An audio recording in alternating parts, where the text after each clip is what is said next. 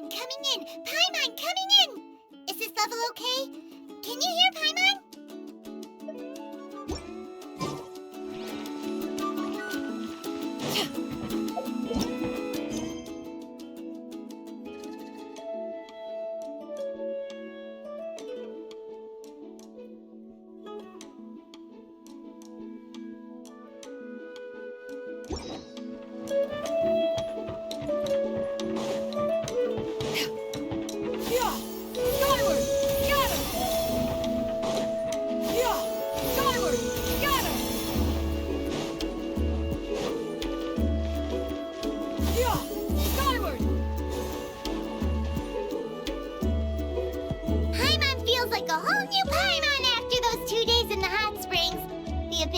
Threw a wrench in our relaxation, though.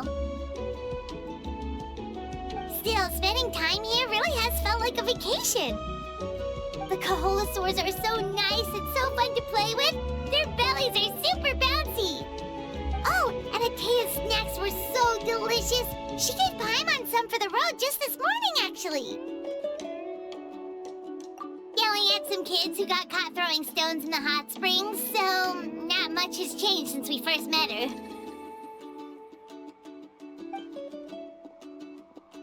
Hey, you guys.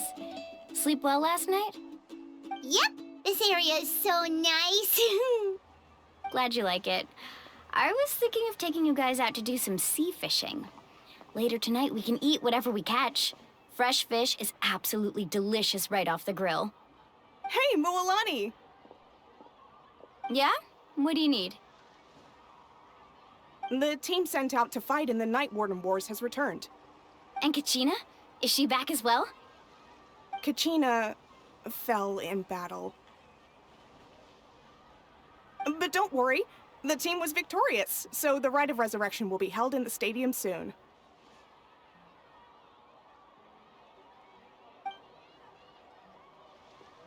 That's a relief.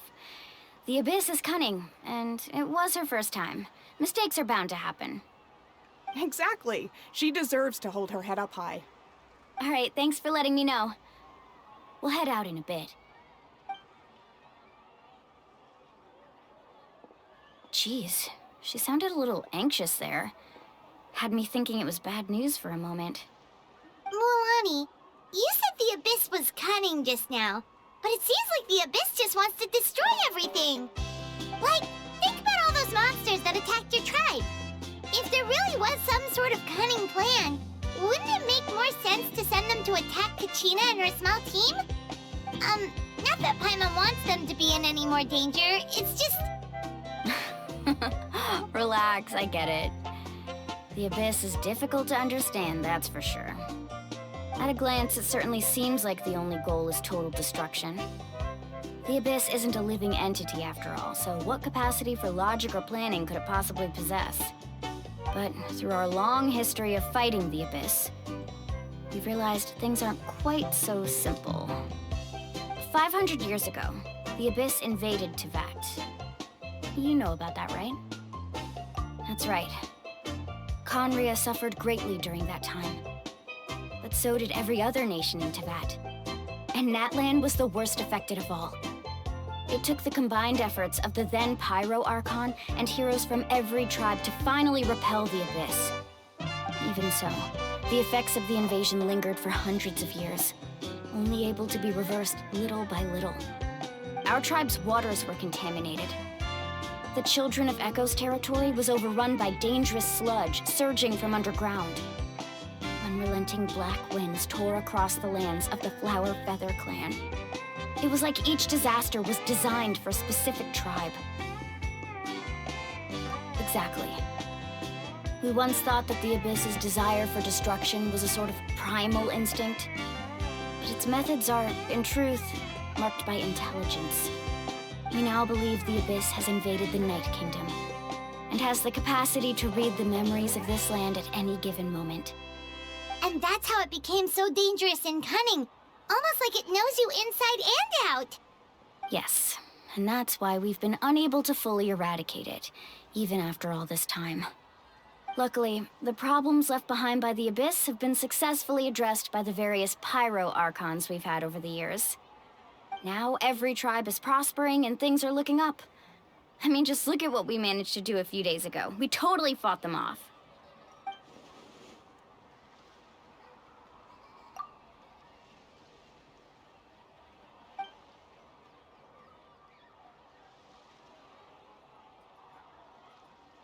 You must have had to sacrifice a lot to get to this point. Every battle, every sacrifice is in pursuit of a future where we get to stop fighting. Responsibility, duty, unavoidable burden. Everyone in Natlan views the war differently. But I believe we will be rid of the Abyss one day. And the efforts of all who fought against them will become a story for the ages. To think that my name could survive in ballads passed down to future generations, it's kind of romantic. Everyone has something that drives them forward, you know?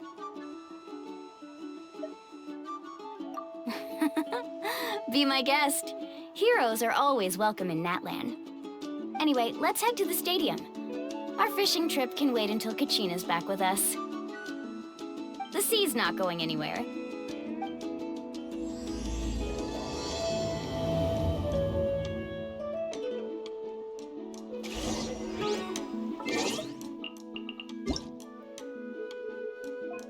Paimon coming in! Paimon coming in! Is this level okay? Can you hear Paimon?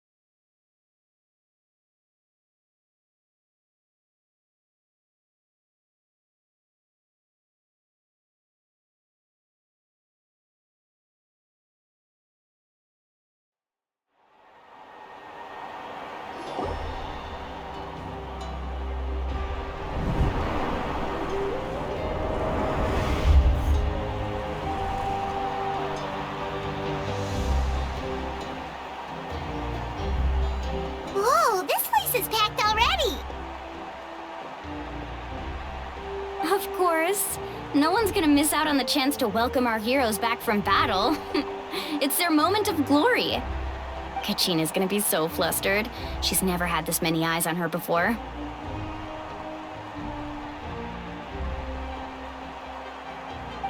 Yeah, she doesn't seem like the kind of person who likes being the center of attention. Looks like I'm just in time. Kinich, you're here! Yeah, a commission ran longer than expected, but I made it. I heard about the incident with your tribe, Mualani. Is everyone all right? Yeah, it's all taken care of. Our new friend here's got some tricks up his sleeve, by the way. He's just as strong as Kachina made him out to be. Hey, look! Is it about to start? That's right. Someone will come out and recite a eulogy, and then we'll sing the Ode of Resurrection together. Come on, let's find a spot with a good view. When the singing starts, just follow my lead and you'll be fine. Let's go somewhere higher up so Kachina can spot us.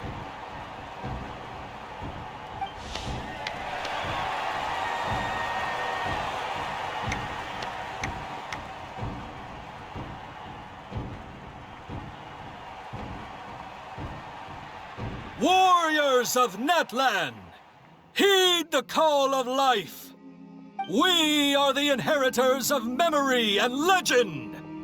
Those who grew alongside sun and wind. Those who forged our own destiny and future. That is Natlan's fire, the lifeblood of our nation.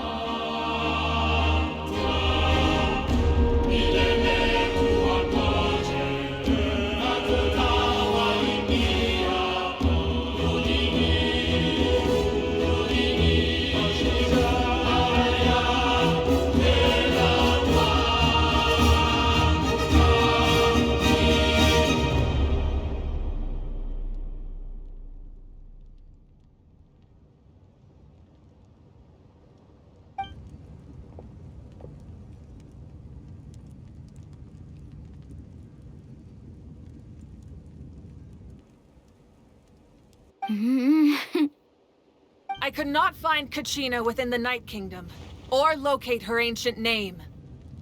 What? What does that even mean? Usually once the ode is complete, the Pyro Archon and resurrected person will emerge from the flames. But something went wrong. What's going on? This has never happened before. Well, I think it's pretty obvious. Clearly, the team sent to fight the Abyss didn't win after all. Think about it. The Ode rekindles all victors. We've witnessed it countless times. Since the Archon couldn't find Kachina in the Night Kingdom, that must mean there's more to this victory than meets the eye. Hey! You just haven't gotten over the fact that Kachina beat you in the pilgrimage! Pathetic. The both of you. Your wild guesses are misplaced. We completed our mission. Maybe you did, but who's to say whether that little girl even contributed at all? Maybe she got scared and ran off. Why would the YUB recognize someone like her, even if she was on the winning team? How dare you insult a hero of Natlan like that? Kachina sacrificed herself to repel the Abyss. She doesn't deserve to be subjected to your vile rumors when she's not even here to defend herself. Calm down, Mualani. There's no point arguing with the likes of them. I can't just sit here and let them slander her like that. To insult a hero of Natlan, the person actually has to be a hero. You... Think about it, everyone. Who do you think is really at fault here? A girl who never should have even gone to war? Or the great Pyro Archon? Why would the rules of our nation suddenly stop working? That's true. If she wasn't revived, it must mean she failed to achieve victory. Maybe the YUB interpret victory in different ways? I mean, that girl didn't look all that strong to me.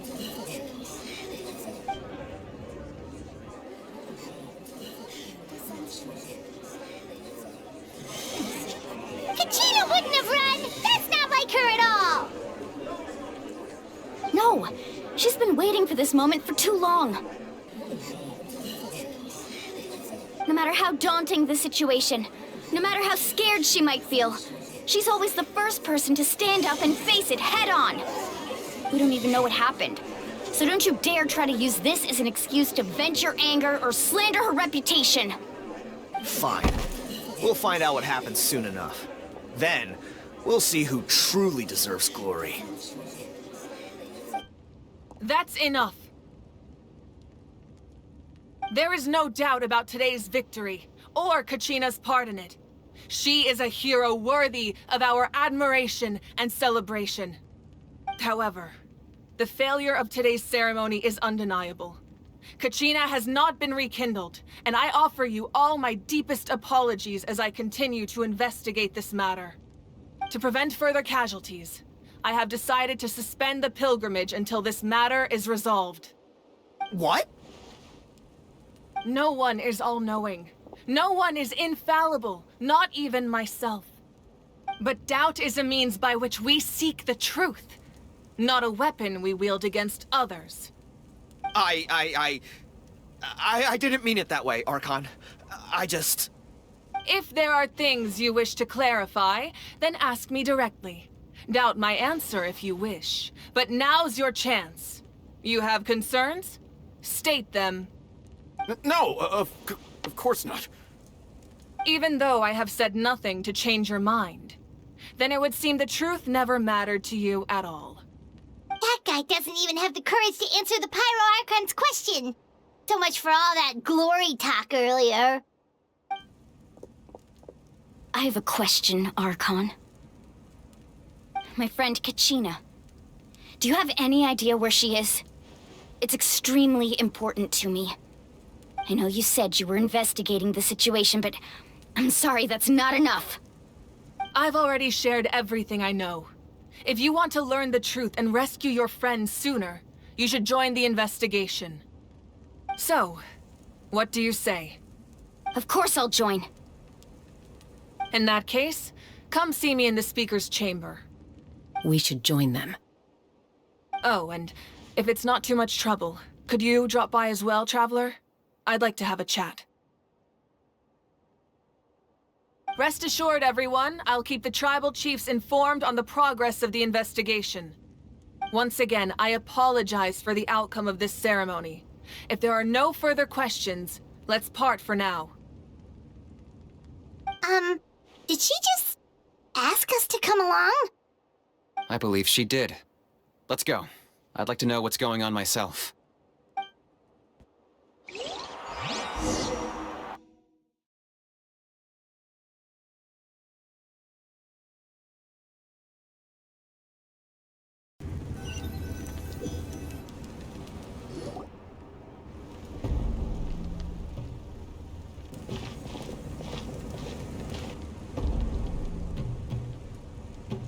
The situation is urgent, so I'll get straight to the point. Kachina is undoubtedly a hero of Natlan, and I'm deeply sorry this happened to her. There's been unrest in the Night Kingdom, but I don't know what's causing it. As a result, I've been unable to track down her location.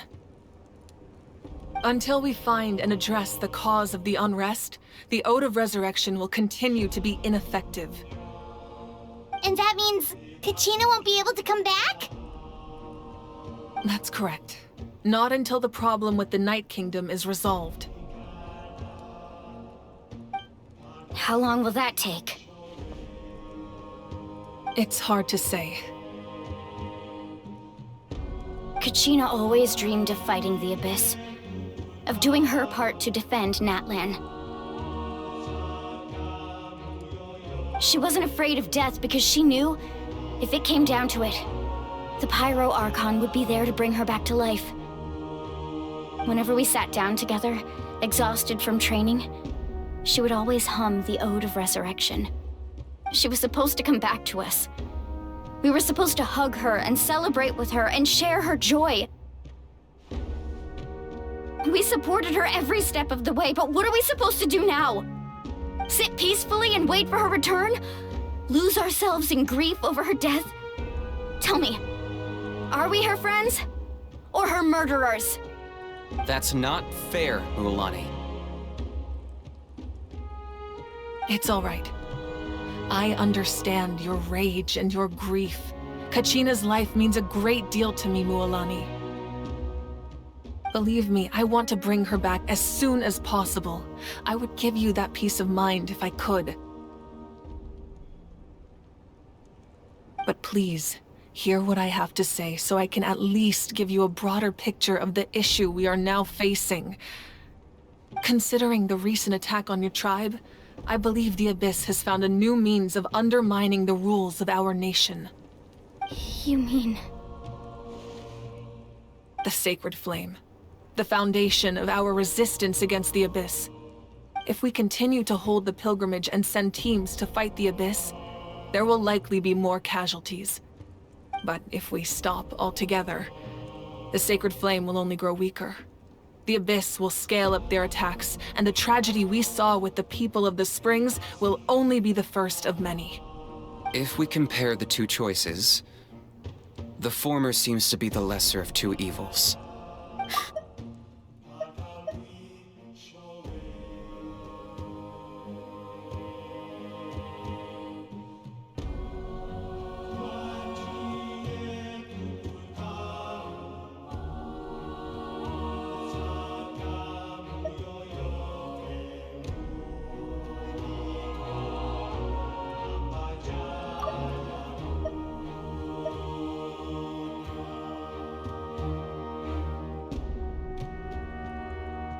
The raw truth can be cruel. But we need to understand it if we want to approach this rationally. But what would you say, Mualani?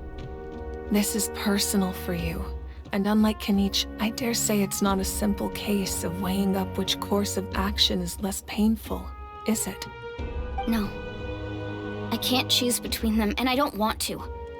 Saying that one is preferable over the other is disrespectful to the people who suffered.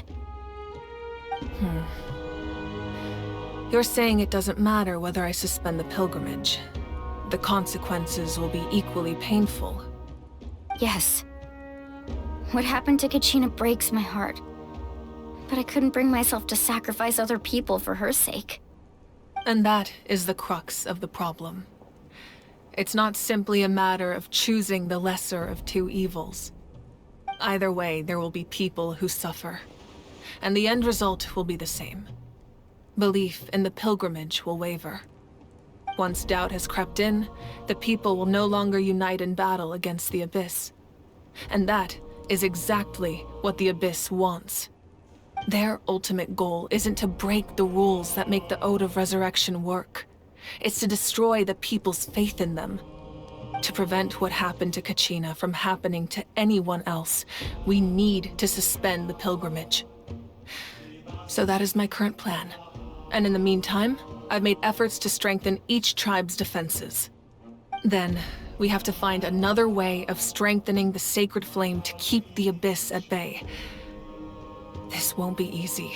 I'll need time to figure out the best approach. I understand your anger, Mualani, but I hope that provided some clarity at least. Wow. Paimon thought things were gonna get heated for a second, but the Pyro Archon took the time to explain everything so... I owe you an apology, Archon.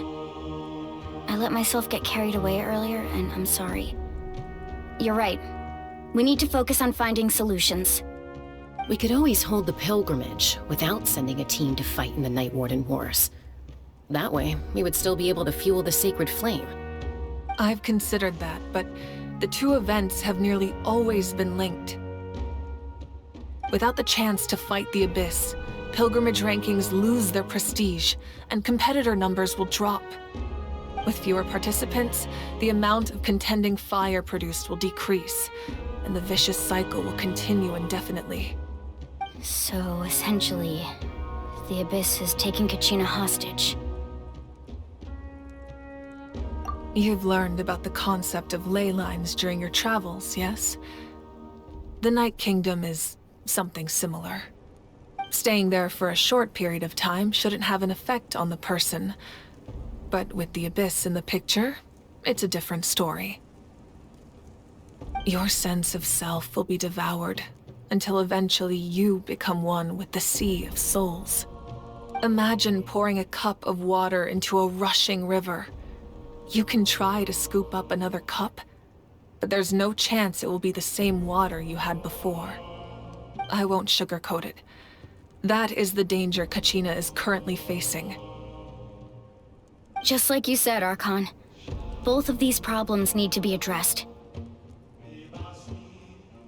You can focus all your efforts on dealing with the Sacred Flame. I will go search for Kachina. The Abyss poses the same threat to you as it does to her. It is very possible you will not return. Knowing that, do you still choose to go? Kachina's waiting for us to rescue her. That's all that matters. I failed to protect her during our campaign, but I can make it up to her now. I choose to go as well. Traveler? What do you think? Understood. Then I'll support you in any way I can. The Masters of the Nightwind have a technique that can extract an ancient name from the ley lines. If we can find Kachina's ancient name, I can use the link between them to pinpoint her position within the Night Kingdom.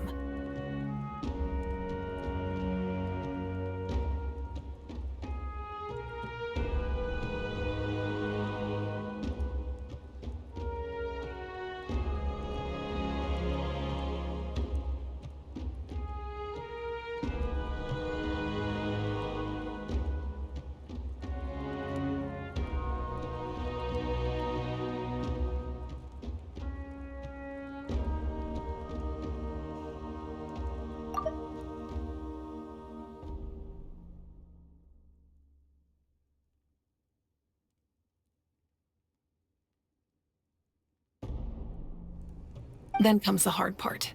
You need to visit the Night Kingdom in person and rescue her.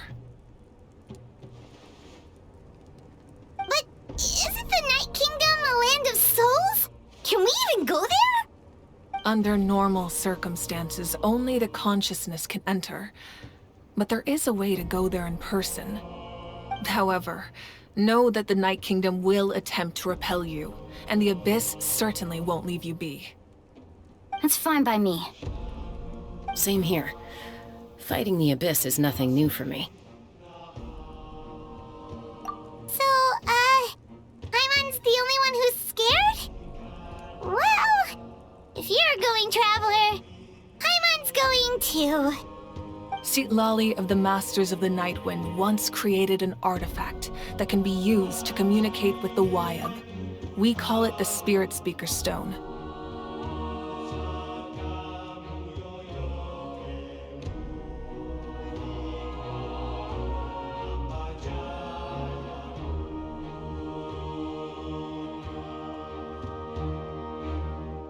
It was originally used as a ceremonial artifact wielded by the tribal chiefs. But that spiritual quality also means it can be used to search for an ancient name.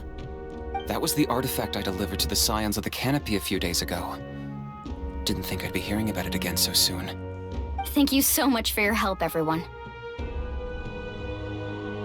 Your thanks are unnecessary. I will offer you whatever aid I can, but your fellowship and courage are what will truly decide the success of this operation. Besides, you're the ones helping me. I can only focus on one thing at a time, after all. Traveler, I certainly didn't expect our first conversation to be so serious. I've heard all about your accomplishments. Ever since you arrived, I've been hoping to meet you and offer you Natlan's highest level of hospitality. Why? Why? Is that not what happened in the other nations you visited?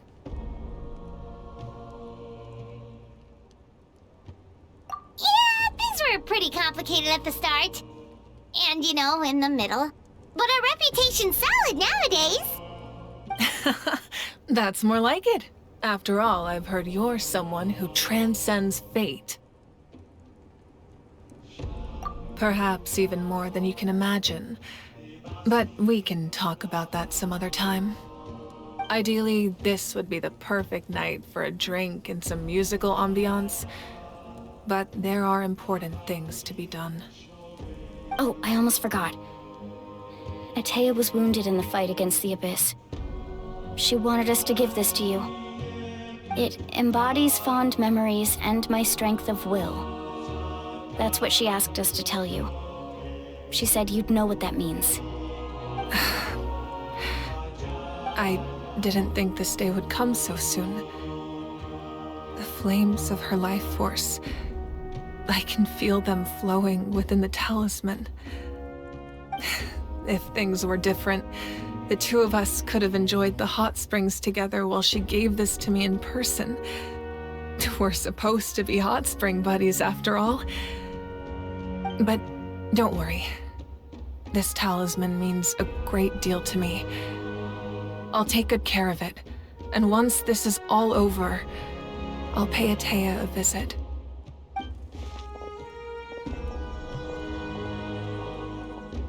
You said you didn't want to jeopardize the production of Contending Fire. But that's not at all why you decided to suspend the pilgrimage, is it?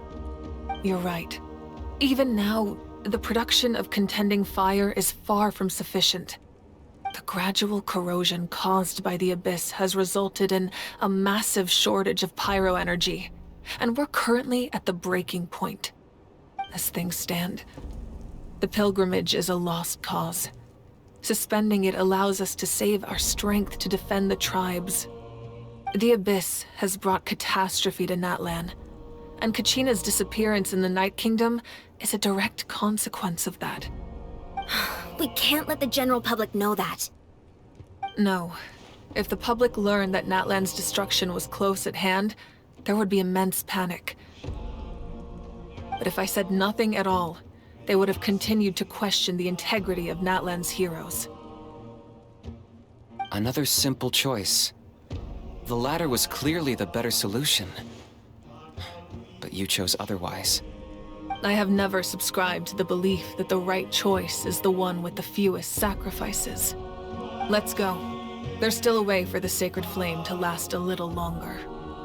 You mean... Yes. Come with me.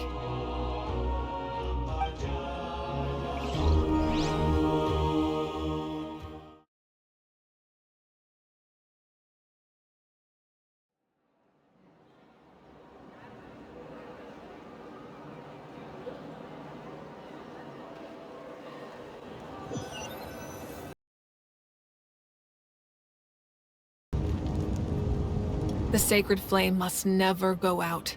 Not only does it strike fear in the abyss, but it's also the pillar of Natlan's stability. So until our heroes are ready, I will sacrifice my power to keep it burning. But that can only last so long. I think we should focus on the remaining ancient name-bearers. Don't let desperation cloud your judgment. Those chosen by the Wayab have already embarked on their destined path. It is for them to decide how that journey ends, not us. All we can do is support them. Even so, for you to make this sacrifice, it's not right. If not me, then who?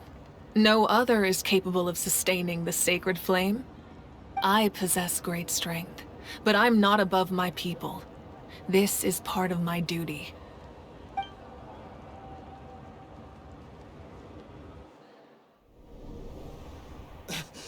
Archon! It's the Fatui!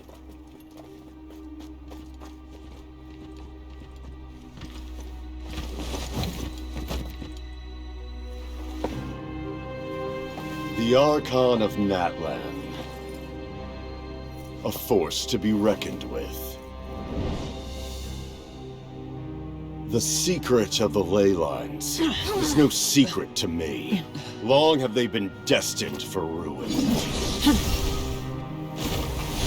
And since the oath made 5 centuries ago remains unfulfilled, what use is the Gnosis in your hands? I don't know what you mean. But it sounds like this is about more than the Tsaritsa. In times of crisis, someone must pick up the mantle of salvation. Your plan has reached an impasse, and now it falls to me to create new rules for Natlan. But before the dawn of a new age, the old must be destroyed.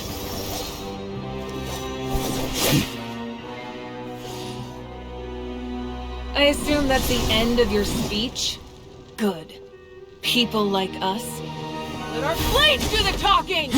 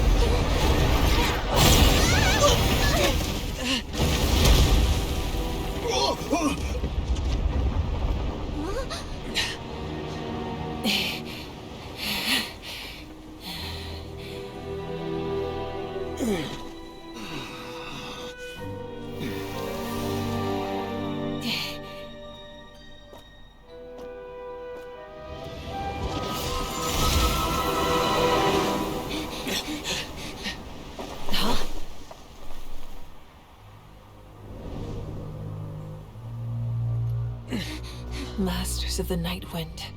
Send word. The captain and his followers must be apprehended.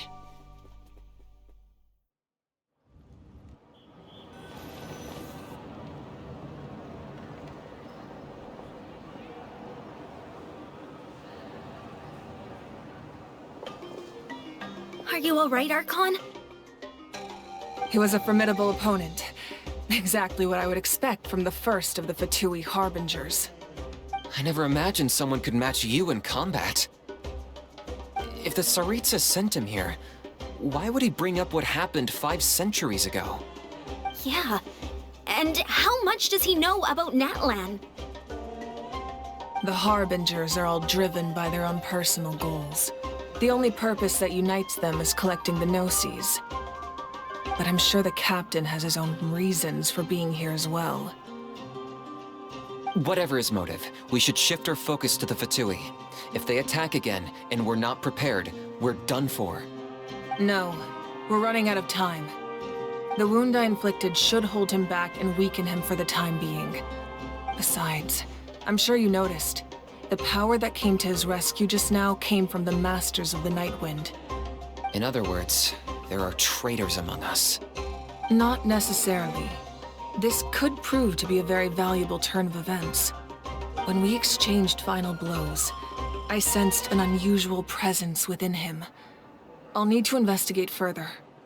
Kinich, go to the Masters of the Night Wind and look into who could have aided the captain. Speak to Citlali. She should know. Of course, I'll head out right now. Do you still intend to... Yes, but fear not.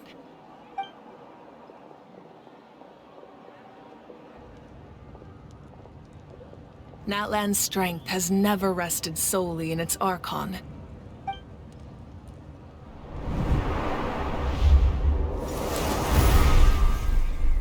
Together we foresaw the only path that leads to our nation's future. We must trust in that vision now.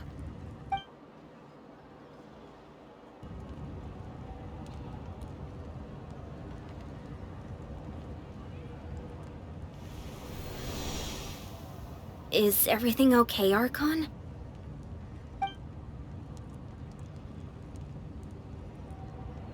Completely fine. Just lamenting the fact that I never got a picture when I could still turn my hair into flames. Too late now.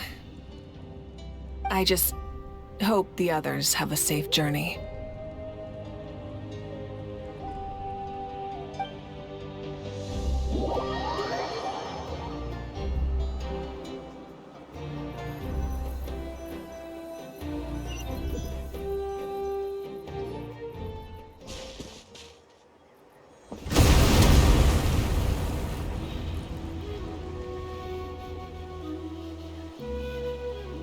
What's happening at the stadium?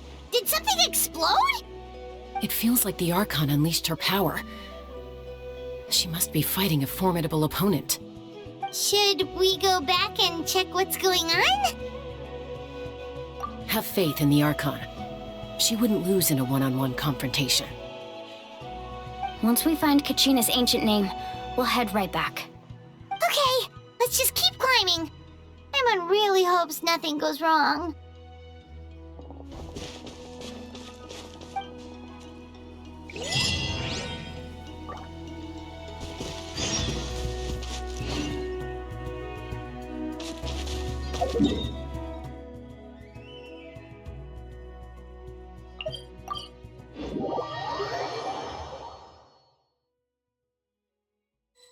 That's Wyna, the tribal chief.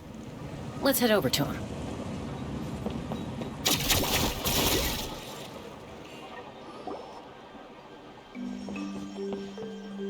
Chaska. Nice to see you again, Wyna. I'm afraid we don't have time for pleasantries, so I'll get right to it. We're here for the Spirit Speaker Stone. Whoa, hold on a second. At least tell me why you need it first. My friend Kachina is trapped within the Night Kingdom. We need the stone to find her ancient name and rescue her. Rescue her? From the Night Kingdom? That's right. I'm sorry, but someone needs to tell you what you don't want to hear. Going there, a mature warrior would never make such a foolish decision.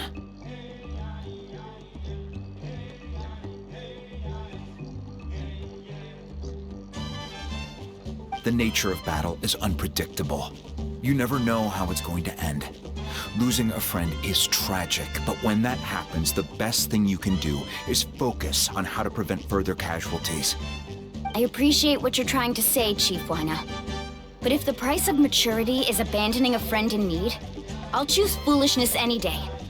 If Kachina's still holding on, then so will I. I thought you might say that. Is something wrong, Wina? This doesn't seem like you. Life isn't complete without taking risks. That's always been your mantra. It's nothing. The Night Kingdom is a dangerous place. Can't blame me for checking if you were up to the task. If you're that determined, far be it from me to stop you. Here's the stone. Keep it safe, okay? It's not like we have a spare. Thank you. Huh. Seems like you two go way back. But aren't you from the Flower Feather Clan, Chaska? Oh, Chaska's a peacekeeper, so she's famous throughout the tribes. She's always the one people call to resolve conflicts, so we slowly got to know each other that way. Her younger sister Quichi's always hanging around our tribe, too. She's helped us out a lot in the past. Oh, you have a younger sister? Yes, I'll introduce you to her sometime. But let's get back to business. Wina, how do we use the stone? As you probably know, your intended destination is completely different from the real world. The Night Kingdom is like a river flowing with concepts, and the ancient name you seek is like a tiny fish swimming downstream. In that sense, the stone is like a fishing boat drifting down the river, but the boat alone isn't enough. You need a fisherman experienced enough to steer it in the right direction. We couldn't do that ourselves? With a little practice, I'm sure you could. You have the strength and the talent. If you want to make sure this works, though, I could recommend someone to you. Who? Vichama, a legendary warrior and scout from our tribe. He's got a keen eye and a well-honed intuition. Even his ancient name means to seek. If you're fishing for a name, you're gonna want him on the boat. Vichama? Why does that name sound familiar? He's one of Auntie Atea's hot spring buddies. I've heard stories about him. Where can we find him? Ever since Malco passed, he spends most of his time gazing out at the scenery from the cliff tops. Follow the path that way, and I'm sure you'll find him. Thank you. We'll go look for him there. Good luck. I hope everything goes well.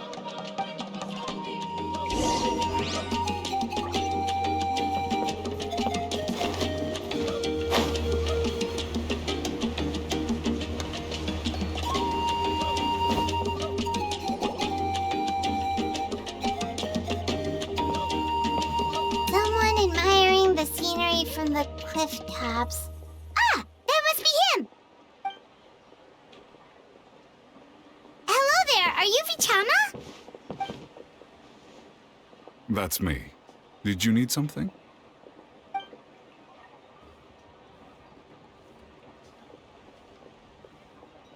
What? You're saying you can bring someone back from the Night Kingdom? How is that even possible? No, if you really think about it, anything's possible in that kind of place. But that would mean... Are you okay? You don't look so good. Everything's fine. I'll help you, but I do have a small request.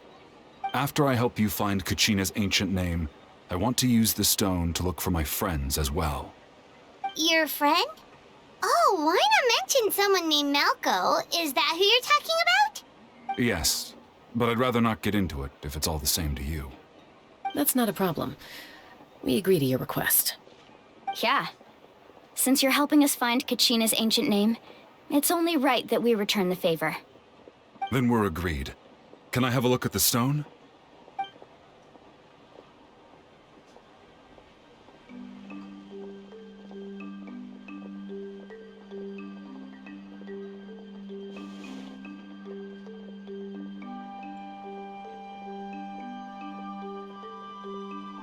I see. From what I can tell, it functions almost like an abyssal pylon. Both connect the Night Kingdom to the living world. Once the connection is established, the abyss will come surging through the opening like a predator honing in on the scent of blood. So we have to be sure not to use it in a tribal settlement. Wow, you got all that just from looking at it? I just picked up on the basics, really. I still have no idea why it works. You said someone named Lali invented this. They must be a genius. I'll go find an open area and start setting things up. In the meantime, I need you to get 2 things for me. We'll go right away. What do you need?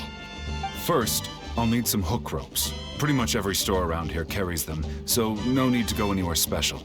Oh, and I need to build a net out of them, so make sure you get a good amount. Wait, are you saying you're going to use a real net to catch Kachina's ancient name? How does that work when one's tangible and one's not? By creating something tangible in our world, like a net, we can create a connection to a corresponding concept in the Night Kingdom. Basically, I'm going to use the concept of a net to catch something equally intangible, an ancient name. Oh, I see. What about the second thing you needed? Right. I need 2 chunks of obsidian. Once we bring the ancient names into our world, we'll need a place to store them. Normally, you can only get obsidian from the Children of Echoes, but I heard there's a traveling merchant from that tribe around here somewhere, so maybe you can try your luck there. Gotcha! All right, let's split up. See that clearing? Let's meet over there when you're done. Oh, and you can send someone with me if you want. In case you're worried I might take the stone for myself. What do you think, Chaska? There's no need. Lena spoke highly of you. That means you're trustworthy. I appreciate it, even though that doesn't mean much to me anymore. Anyway, it'll take some time to set everything up, so no need to rush. I'll see you in a bit.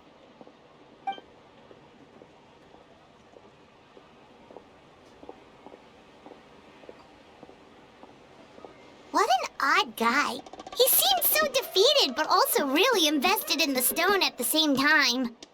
I don't have any more insight than you, Paimon. Let's just focus on the preparations for now. Hang on, Kachina. We're coming for you.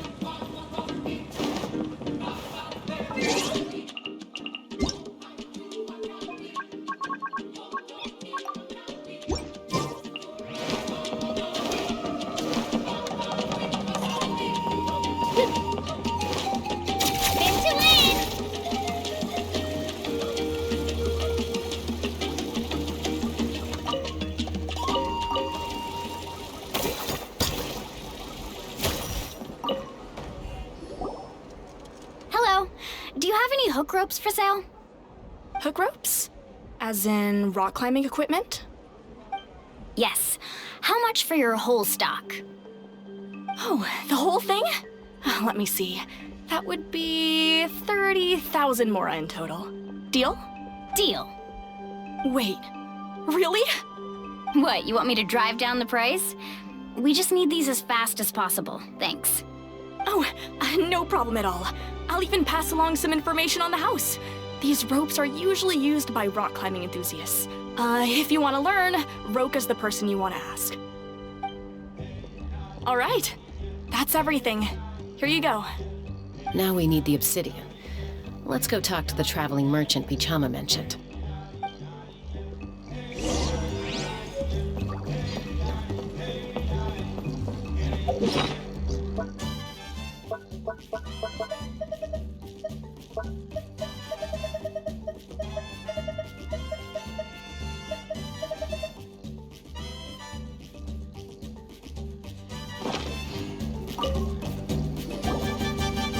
Excuse me, do you sell obsidian?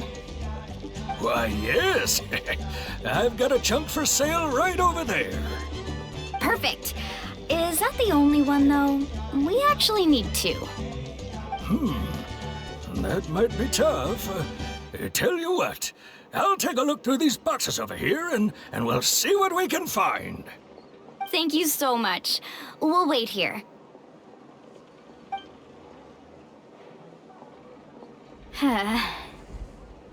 Relax. Everything's going according to plan. I know, it's just... I could tell Vichama feels the same way about his friend that I do about Kachina. I hope this chunk of obsidian isn't the only one. Kachina always carries all sorts of shiny stones with her. If I was the one trapped in the Night Kingdom, she'd have a whole pile of obsidian ready in a heartbeat. Well, would you look at that? I did bring an extra. Here you go, young lady. How does it look? Perfect! Thank you. How much do I owe you? If you hadn't shown up, these stones would have just sat here collecting dust. I'll take 3,000 mora for both. Here you go. By the way, I heard you mention Vichama just now. You running an errand for him, then? How's he doing? Malco's been gone for 5 years now. It's about time he started to move forward. Do you know what happened between them? I heard about it in passing while I was out drinking one night, but I don't know all the details. Vichama and Malco grew up together, and even made a name for themselves together.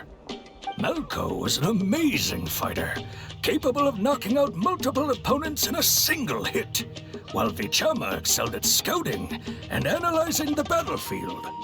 The two made an excellent team, and managed to beat back the Abyss several times. 5 years ago, they both emerged triumphant in the pilgrimage, and were placed on the same team to fight the Abyss. But on the eve of battle, the Abyss launched an attack on their tribe, and Vichama suffered an injury to his leg while attempting to rescue someone.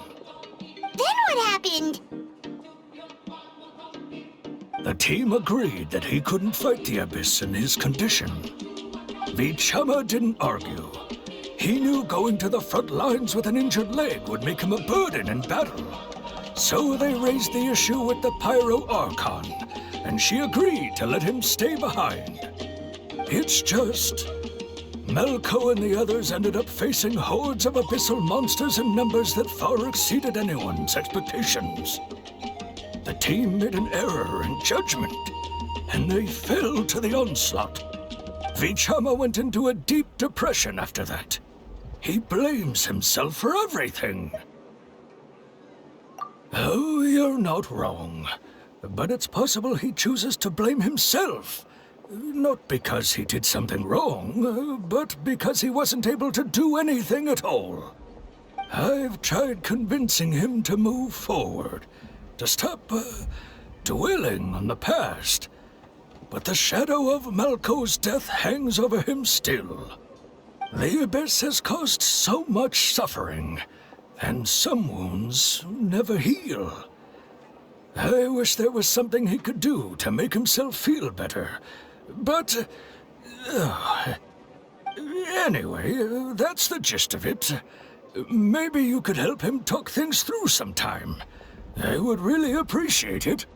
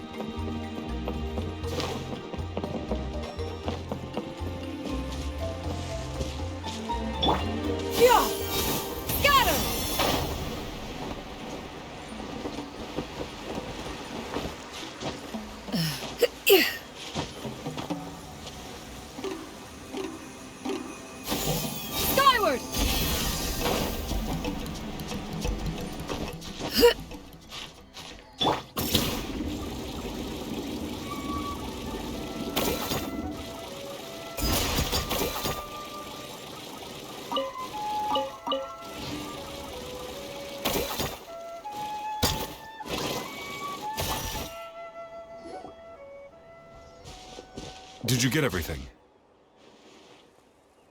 Yep, it's all here. When do we start? I've made all the necessary adjustments, so we're good to go. As agreed, I'll help you find Kachina's ancient name, and then you return the favor. Go ahead.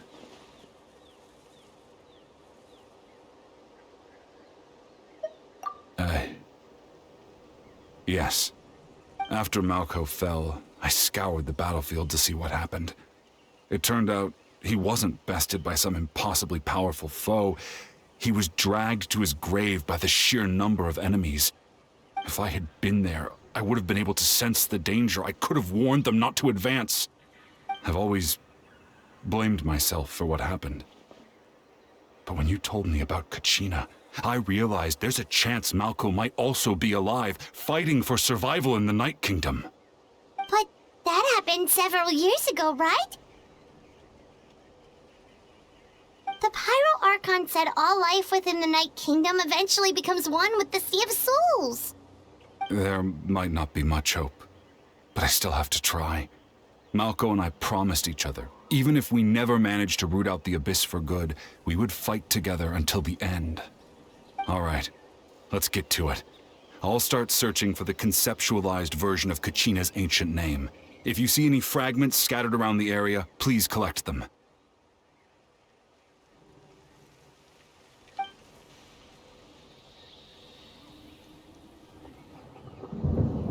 Make sure you prepare yourselves for battle.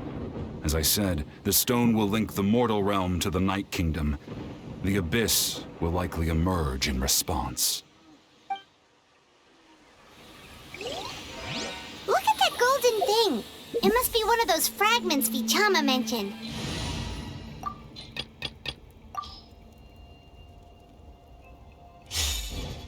Let's get closer.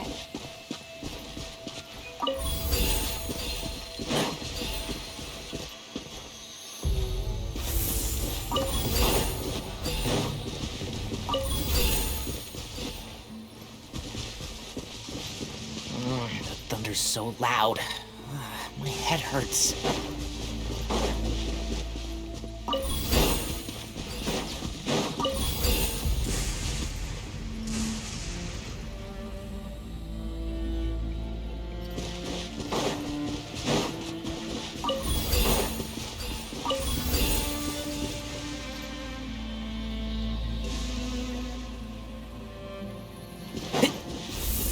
Whoa, monsters incoming! Watch out, everyone! Odd reveal, but stay put! Can't see? I hear everything.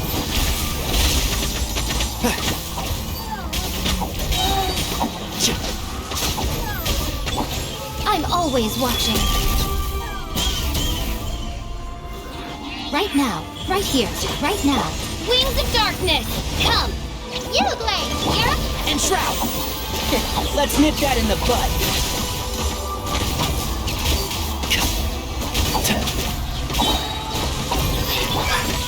Right here. One with the forest. I'll uproot you! How much longer, Vichama? Not long! We're getting close!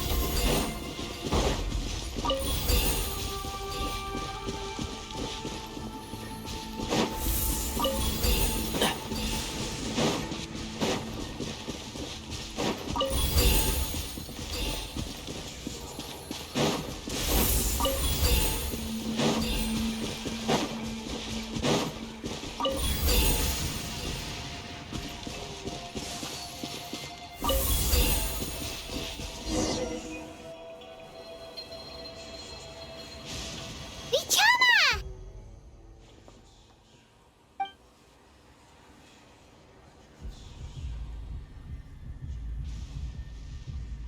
Quick! Take it!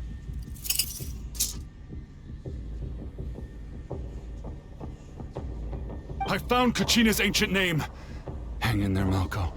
Just a little longer. Something's not right. The power of the Abyss is getting stronger.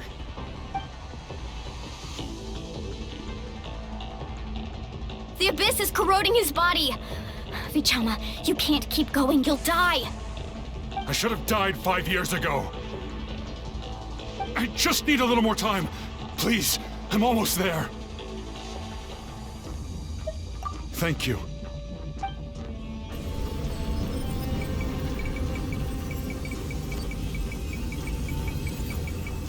Whoa, watch out! The power of the Abyss is strong.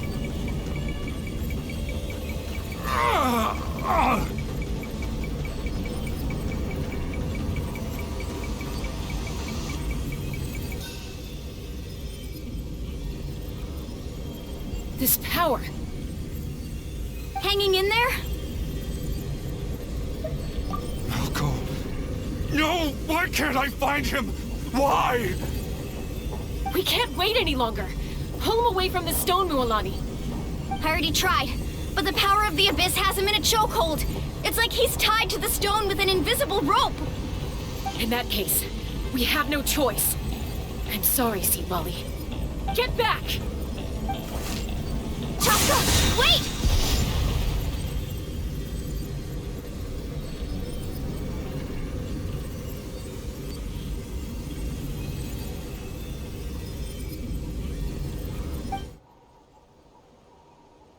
Ouch!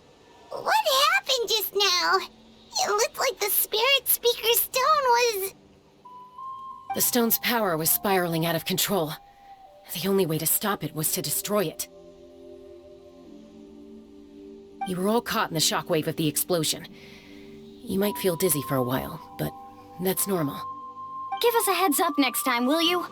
You're lucky we managed to dodge it in time. I thought I said to get back. Yeah, barely a second before you made it go poof. Not everyone has your reflexes, Chaska. We were this close to getting dragged into the explosion. Okay, I'll be more careful next time. At least Kachina's ancient name is still in one piece.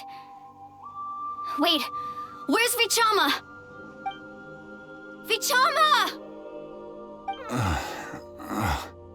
Vichama! I couldn't find Malco's ancient name. It must be completely gone by now. Once your ancient name disappears, there's no coming back. From the very beginning, I knew there was a slim chance, but still. And now... it's too late to save him. From the minute he left that day, it was already too late. Vichama. I'm sure he's heard enough condolences over the years. Let's just give him some space. Huh? What's that in your hands, Vichama? It looks like something's glowing! Huh? This is...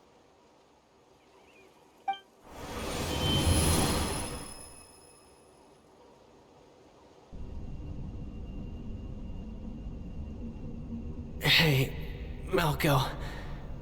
Got any strength left? Not enough to swing a sword, but to say a few last words? Sure.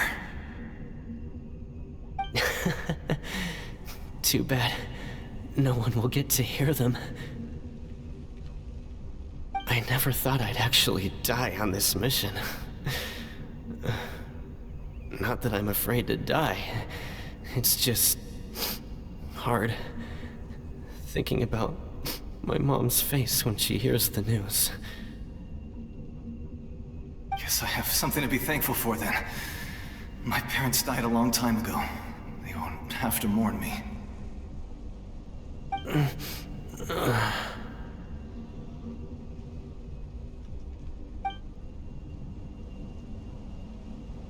Pisak!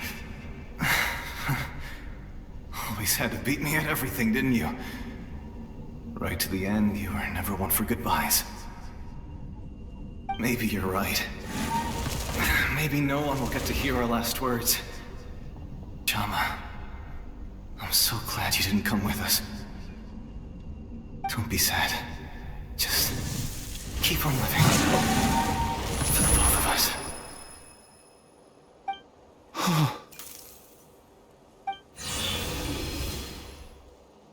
Was that a memory? Seems like we were able to salvage... Actually, I heard Chief Wyna wasn't really on board with your plan to go to the Night Kingdom. When you asked for my help, I hesitated too. I knew helping you find your friend's ancient name meant leading you one step closer to danger. But I also understood why you had to try. Everyone has regrets in life, but not everyone gets the chance to make up for them. Once allowed to fester, guilt strips us of our most valuable qualities as warriors. In that sense, we might as well choose the braver path from the very beginning.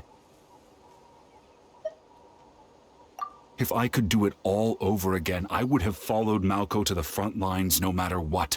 Even with an injured leg, there were still things I could have done. That way, even if the outcome stayed the same, I still would have fought alongside him to the end. There are critical junctures in life, and if you don't seize the chance to act, there's no going back. That's something I had to learn in hindsight, but you're still at the crossroads of your journey, so I hope you can walk away without regrets. Thank you, Vichama.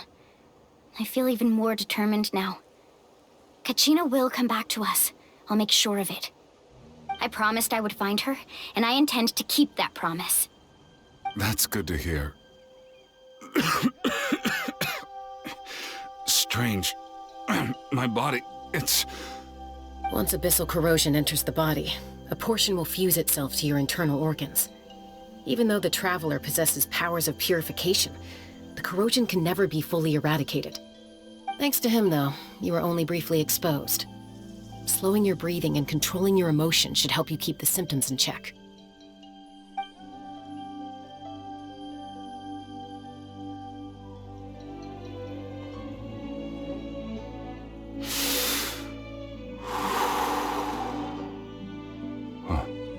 That does make me feel better.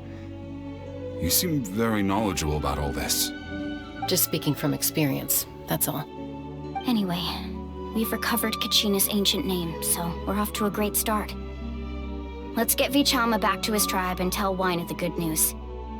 Oh, and apologize for destroying the Spirit Speaker Stone. We had no choice, though, so he'll probably understand. Right?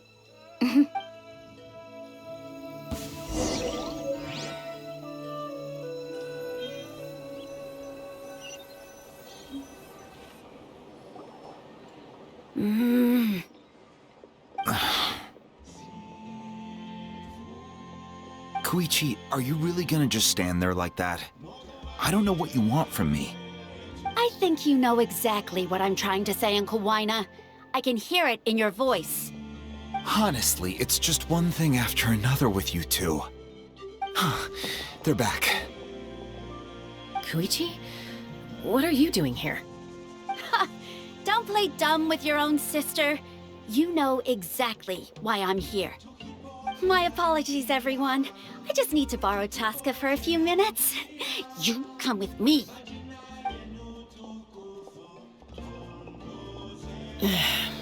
I'll be just a moment. Who is that? Koichi, Chaska's younger sister. Although the two aren't actually related by blood, it's kind of a long story. It's not really my story to tell, but I guess it's not a secret. You see, Chaska was actually raised by cuckoo sores.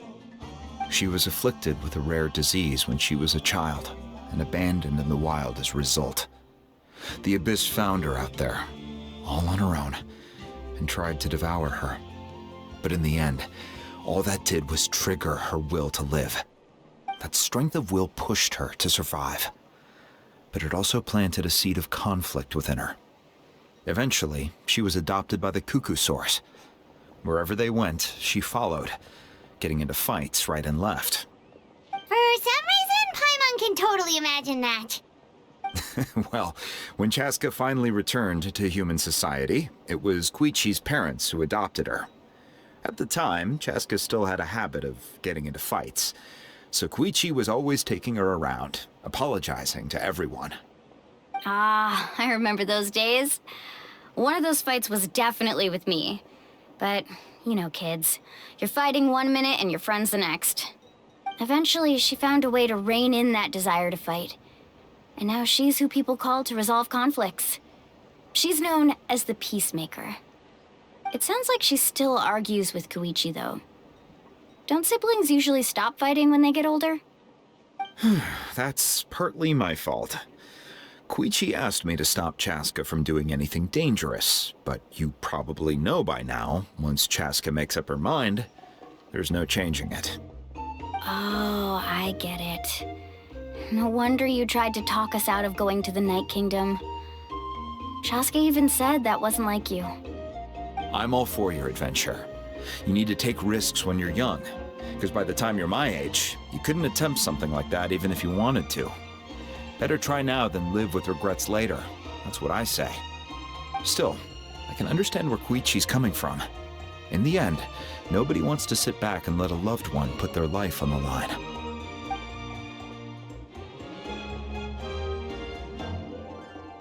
All right, it's just the two of us now. You have 1 minute to explain yourself. I don't have anything to say. You don't have to approve, but you should know I only do what's necessary. That attitude is exactly the problem. It's like you don't care. You try to sneak off to the Night Kingdom behind my back and then play it down as if it's just a trip abroad. Well, technically I am going abroad, right? Again with the excuses! We agreed, didn't we? There are 4 levels of danger. If it's not something urgent, you can only engage in level 2 danger and below. You can only go up to level 3 if a situation is so dire there's absolutely no alternative. But a trip to the Night Kingdom? If that's not a level 4, I don't know what is. And you were just going to sneak into the place without saying anything. What do you mean, sneak into the place? I always planned on walking in there with my head held high. You bought off Uncle Wina, didn't you? He promised me he'd stop you from doing anything dangerous. Oh, it's like he didn't even try. You feel like he went back on his word. What if I told you my mind was made up, and there was nothing he could have done? Not even by force. Oh, I knew it! So he did try to say something, but you didn't listen. This is important. If you were in my shoes, you'd make the same decision. You don't know that? I'm a doctor, and I handle logistics. If you're going to waltz into a dangerous situation where you could lose control at any moment, it's my duty to say something. All right, whatever. Anything else? What do you mean, anything else? Why don't you reflect on what you've done and promise me you'll stay put? Time out. Is this one of our normal arguments or a serious one? Chaska, does it sound like I'm joking? Then, you need to know something. What happened to Kachina was partially my fault. I can't leave her there to die. That's not who I am. But the person you become when you lose control, that's also not who you are. That's a different issue. You said it yourself. A person is only as good as their morals. If I want to live in Natlan, I need to display qualities that make me worthy of this nation. I've also told you that managing your condition is equally important. Sometimes you have to make sacrifices. All right, let's stop this here. If we keep going, I might actually have to get serious. And I think Wina prefers his roof attached to his house. Is that a threat? That sounds like a threat to me. Koichi! Younger sisters are supposed to listen to their elders. So, you're really going to go, no matter what I say?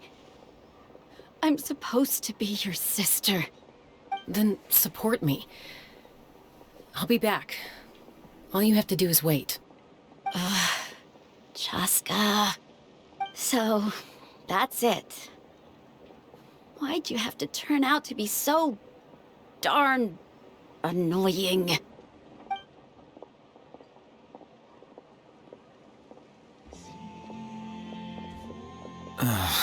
You two are something else. Something you wanted to say? I know you aren't related by blood, but you two sure are similar. Really? You know, I said that very thing to Koichi not too long ago, and she reacted the exact same way, down to the very tone of voice. It's not my place to get involved, but I will say this. Try to spend a little more time with your sister. You're tough kids. That doesn't mean you have to go it alone. Thank you. Anytime. All right. If you're done with the Spirit Speaker Stone, you might as well hand it over. According to Kinich, it's an important ceremonial artifact, so it'd be safer to keep it with me. About that.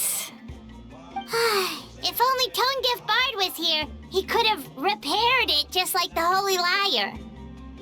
It might be in a few more pieces than you remember. Huh?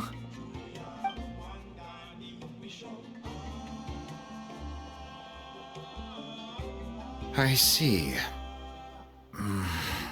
Sounds like it was an urgent situation.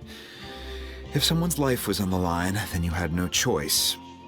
Still, Citlali's going to be a nightmare to deal with now that you've broken her stuff.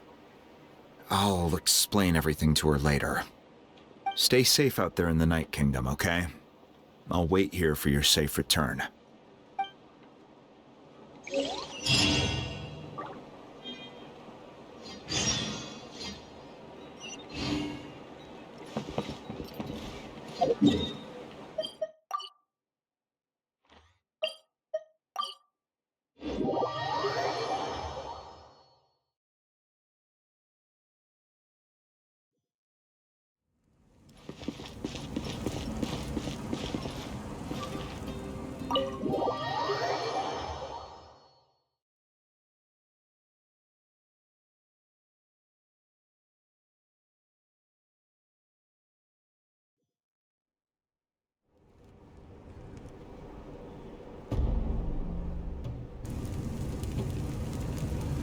We're back! We found Kachina's ancient name, too!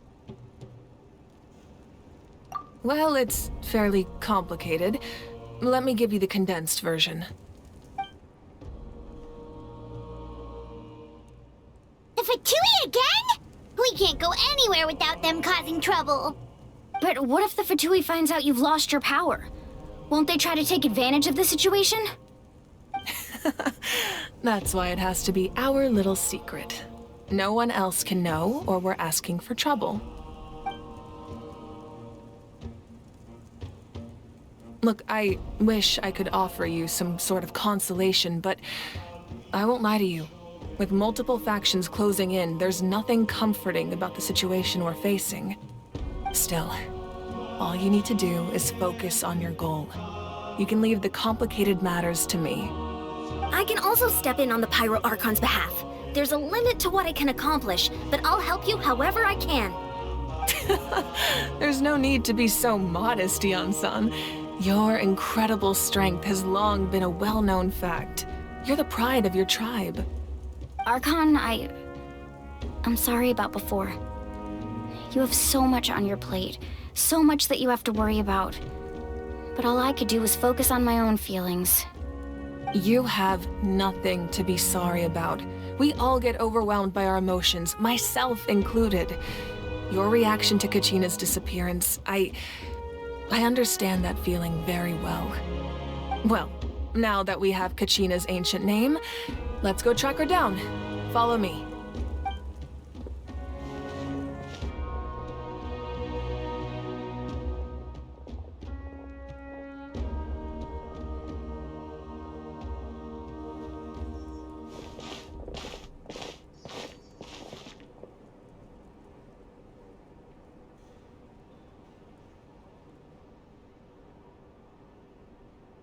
What is this place?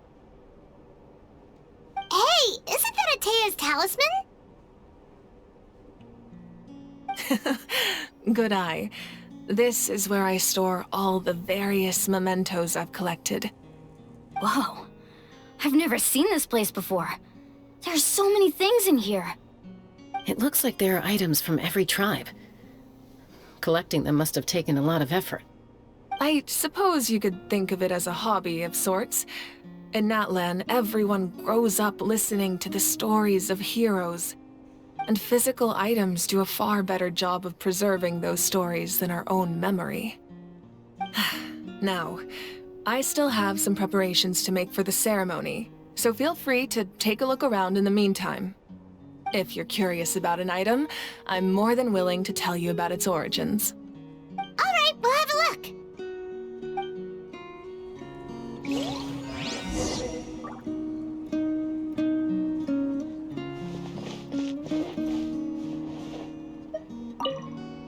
Make sure to handle everything with care.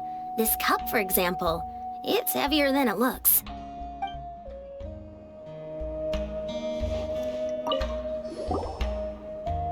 Whoa, that belt is bigger than Paimon's head! The Collective of Plenty are known for their bodybuilding competitions and contests of strength. This belt is a symbol of great honor within the tribe. The association with strength might also have been the reason the original belt was extremely heavy. It was difficult for even 2 people to lift. And even if a warrior had the strength to put it on, wearing it for any length of time would still leave them gasping for breath. Sounds like it. So the owner of the original belt, Kitera, commissioned a craftsman to make a copy identical in appearance but far lighter in weight. That is the belt you see before you. He would often wear this version when training in order to protect his waist. Or he made a lighter version so he could wear it all the time and show it off.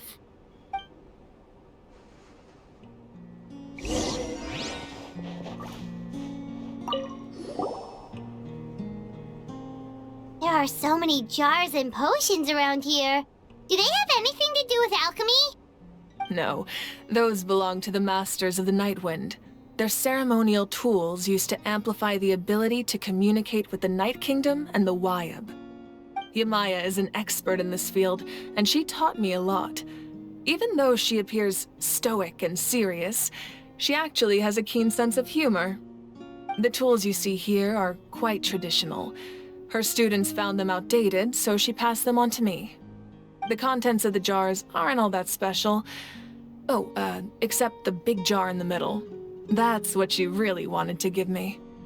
Ooh, must be something really cool. What's inside? Grape juice. Huh? It's quite tasty, although probably expired by now.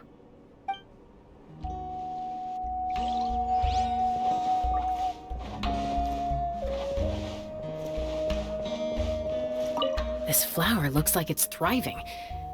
You must be good at taking care of plants, Archon.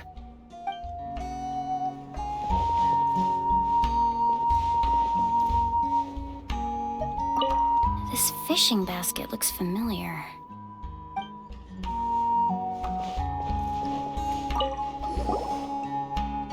Hey, there's a fishing rod here. It must have belonged to the people of the springs. That's right. It belongs to a legendary fisherman named Matavaru. I have his entire set of fishing equipment, actually. He and I met in a tavern. He told me about a particular kind of giant fish and his meticulous plan to catch it. In his eyes, I saw a hunger and a strong fighting spirit. To him, the sea was the battlefield upon which he staked his honor. So, did he do it?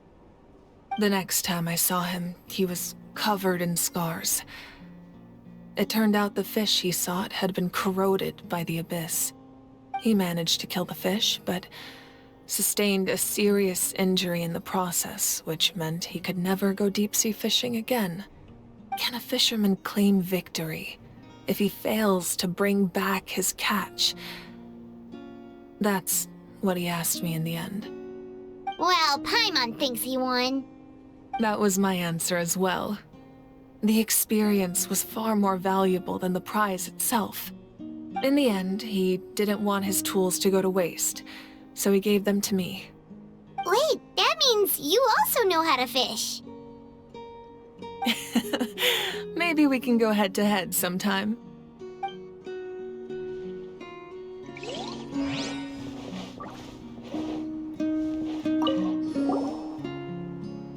This This is Atea's talisman.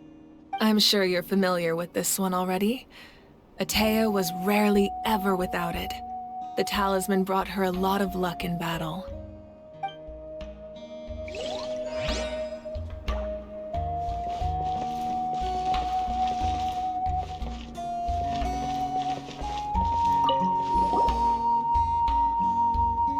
Whoa, this weapon is huge! Which tribe did it belong to? Ah, that weapon belonged to Tenoch, a hero from 500 years ago. Strictly speaking, he didn't belong to any single tribe. That's because even before the disaster with the Abyss broke out, he had already been exiled. Exiled? It was a punishment imposed out of necessity, but he accepted it all the same. He believed it was what he deserved. When the Abyss attacked, the tribes found themselves in urgent need of a powerful figure to lead them into the battle, and there was no one more courageous or resolute than him. He united the 6 tribes and accomplished great feats throughout the war. Ultimately, he perished, and because he had already lost his ancient name, the Ode of Resurrection was unable to bring him back. And so, he was laid to rest, alongside the countless warriors and civilians who lost their lives, buried in the soil of his native land. Wow, he sounds like a true hero. Indeed, even now his story is told throughout the land.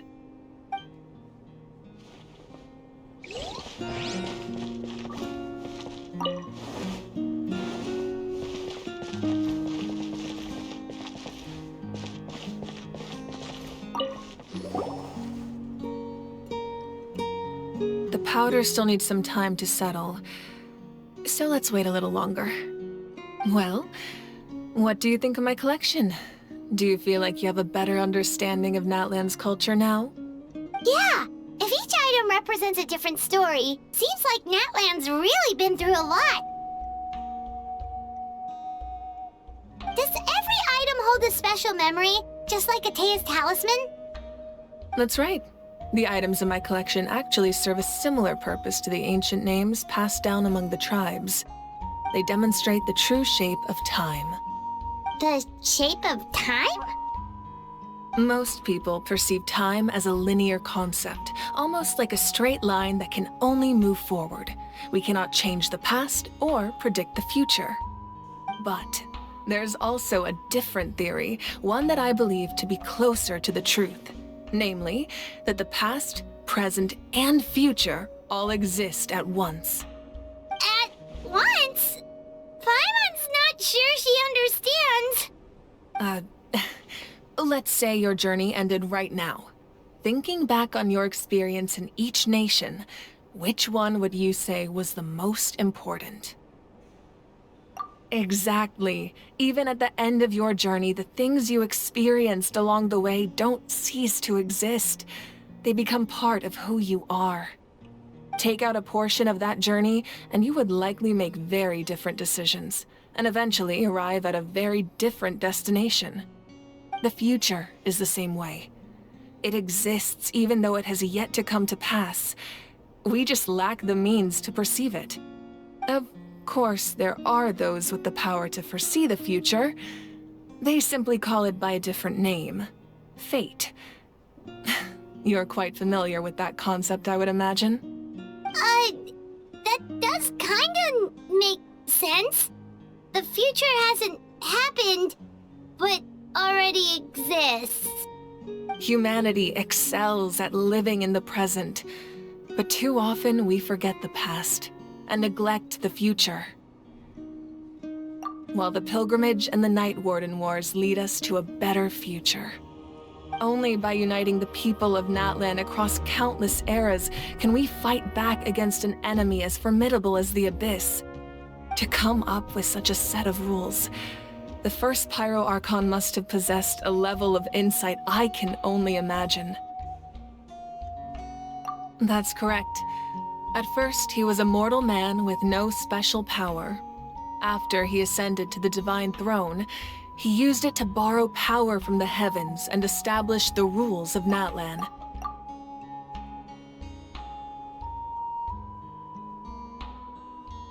Namely, a framework through which ordinary people can ascend to Archonhood. By holding the pilgrimage, we're able to determine the strongest among us. And when that person ascends to the divine throne, their inner flame will awaken. In addition, the sacred flame will grant them significant knowledge and memory of this land. After all, that's how I came to know everything I just told you. So, it all comes down to the power of the divine throne and the rules.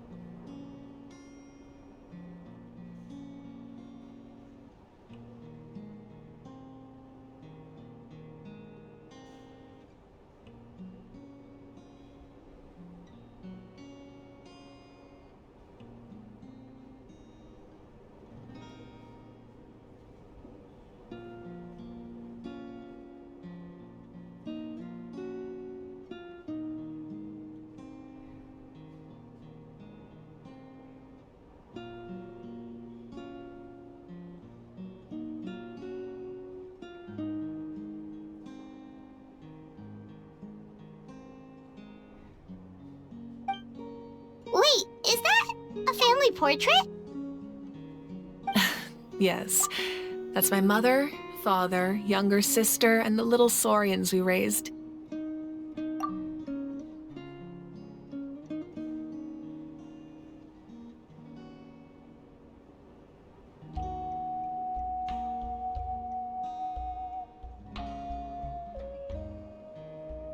I turned a piece of my dad's leather armor into a canvas and commissioned a famous artist to paint our likeness.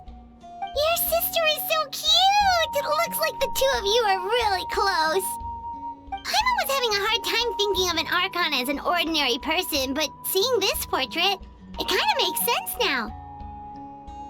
It really doesn't look like there was anything special about you before. Oh, wait, is Paimon allowed to say that? A little late for that question, don't you think? Sorry! Paimon's so sorry! Paimon's mouth works faster than her brain sometimes! It's all right. I'd never get upset over something like that. No matter what others may say, my past is a precious part of my identity. I'm forever proud of the life I used to lead. Becoming the Archon doesn't mean you sever ties with your family. The position just comes with a lot of responsibilities, so it impacts how often you get to see them. My father made the most delicious stew, so my sister would often bring me a large pot of his cooking, and we would sit on a blanket and eat it together. One time, we didn't close the door securely, and the saurians we were raising ran into the room and knocked over the entire pot. My sister immediately burst into tears. The two troublemakers were going for the meat, but when they saw my sister's distress, they froze on the spot. I still remember the way they laid there, sulking like a pair of children, even after making such a mess. It was frustrating, but in the end, all I could do was comfort my sister and move on. Wow. Isn't that what being a family is all about? I think about that story a lot, actually. As the Archon, I made a vow to defend this nation, and experiences like that, they remind me exactly what I'm trying to protect. Well, what happened after that? This portrait looks pretty old. Your sister must be all grown up by now, right? I believe she ended up working as an architect and artist. She built many houses and crafted many beautiful works of art. Anyway, that's enough about me. Now that the powder is settled, we can begin. Ian-san, Mulani, Chaska, over here, please. Place the ancient name up there, and then we'll begin.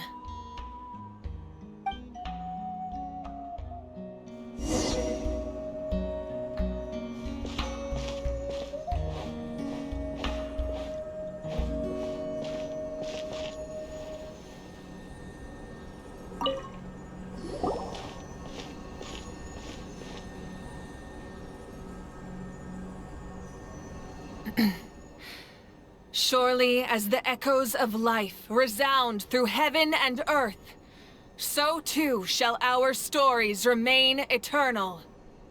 Ancient name, Take us to your fated bearer. Allow her to answer our call.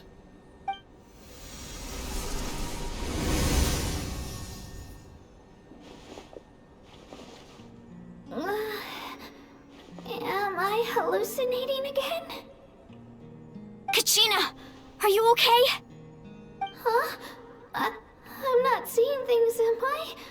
Is the Abyss playing tricks on me again? It's okay, Kachina. It's just us.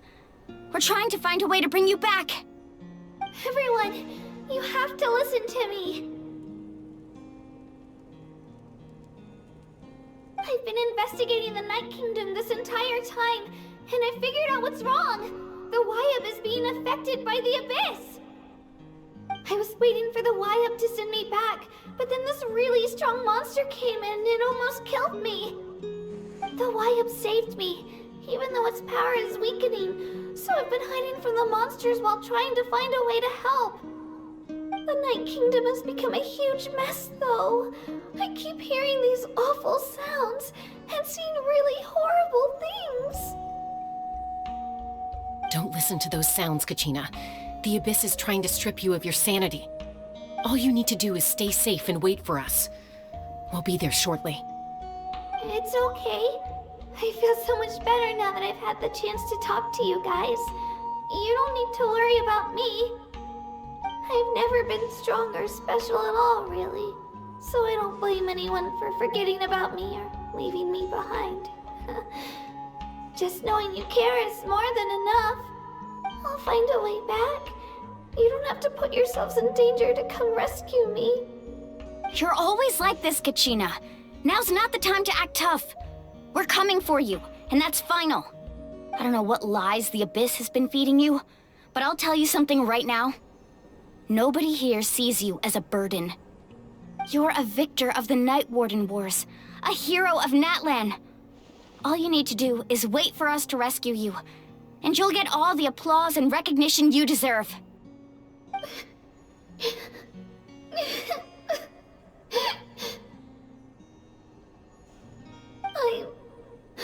I'm really scared. Everything's so dark and creepy here. And I want to go home. Still, I don't want you to put yourselves in danger because of me. I don't want to hold anyone back ever again. All you need to do is place your trust in us, just like you always have. No one fights alone. We're not leaving you behind. Not ever. Yeah, we're so close, we can't call it quits now. Thank you. Be careful. Looks like we've lost contact. Now comes the most dangerous part. You have to traverse the Night Kingdom in your physical form.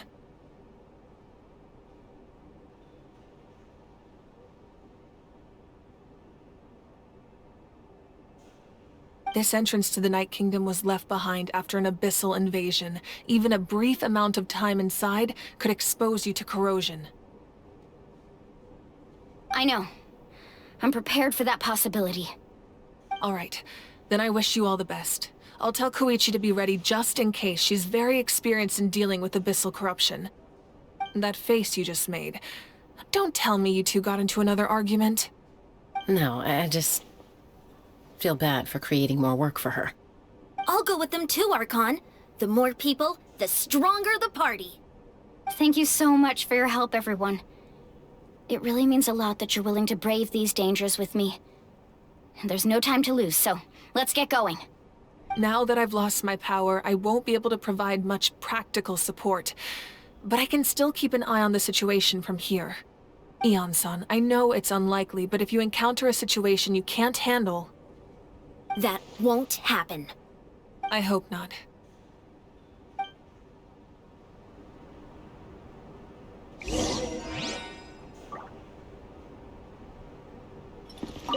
Be careful out there. I'll observe the situation from here.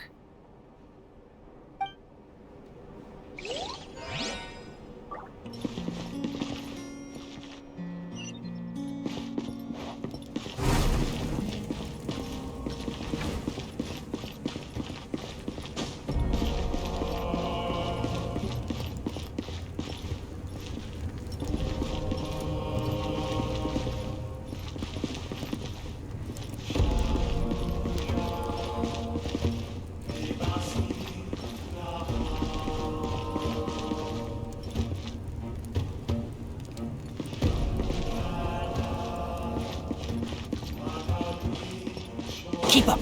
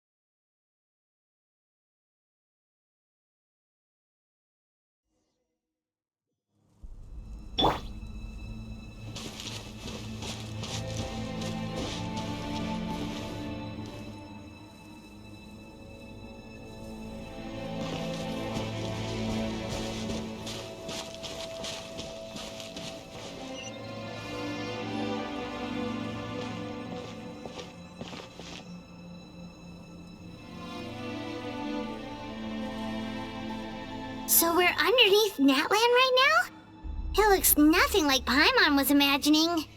That's because in the distant past, Natlan was home to an incredibly advanced civilization ruled by dragons. Humans only established their own society after the fall of the dragons. So these are Saurian ruins? Wait, you mean like the elemental sovereigns? They had their own advanced civilization? Yes, a really long time ago. Very few records have survived until now, so no one really knows what the devices here are for. These ruins have been abandoned for a long time, but with the recent increase in Abyss activity, the installations around here have somehow been activated again. So what you're saying is, we're not in for an easy trip to the Night Kingdom. No. It's going to be obstacle after obstacle from here on out. Why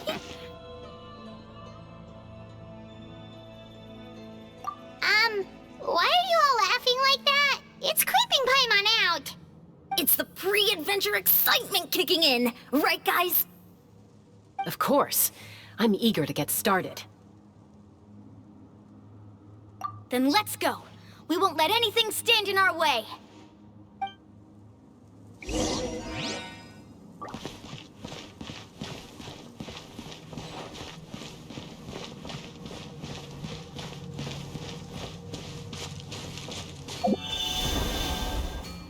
Seems like the road ends here.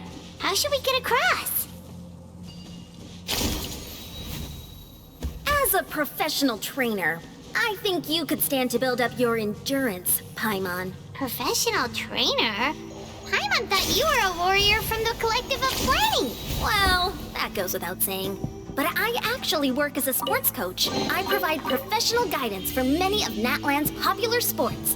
And I don't just mean physical training. I design nutrition plans as well. Ah, so basically no sugar, no soft drinks, no grilled meat. Yeah, we'll be here all day if you list them out one by one. It's much faster to just focus on what's good for you. Such as? Vegetable juice. Want some? You know, Ian-san, Paimon feels like the two of us might not see eye to eye. guys look familiar. We've fought them before. Let's go. Show no mercy.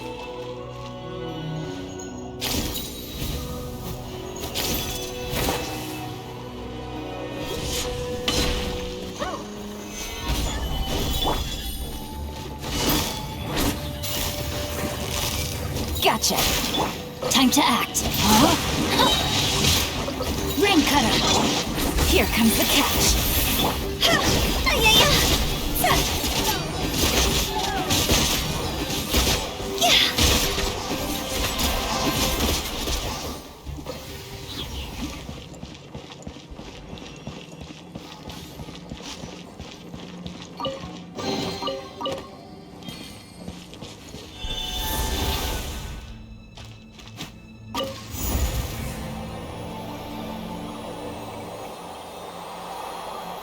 Whoa, the place we need to go seems really high up.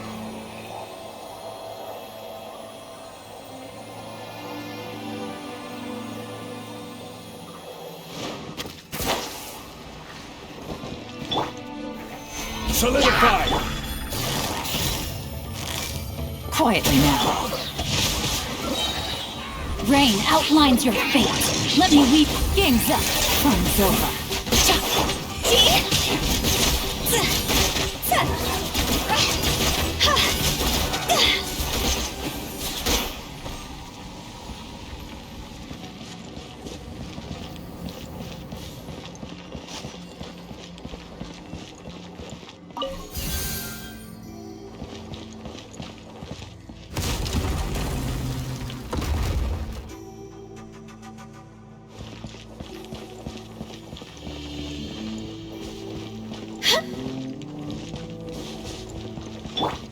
Rise!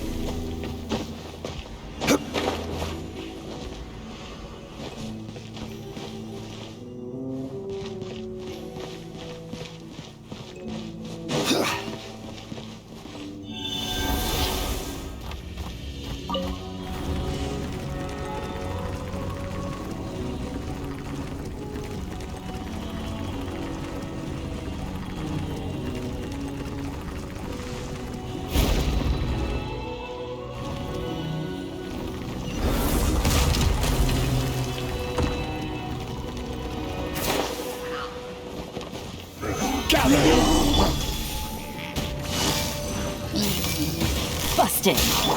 Huh? No, my sword! Rain cutter!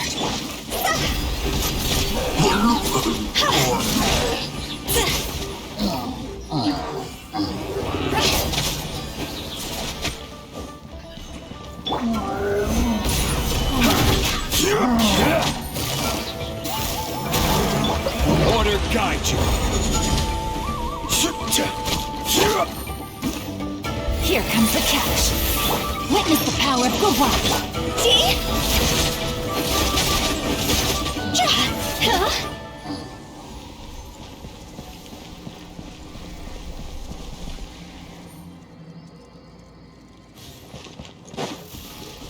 Go! Huh?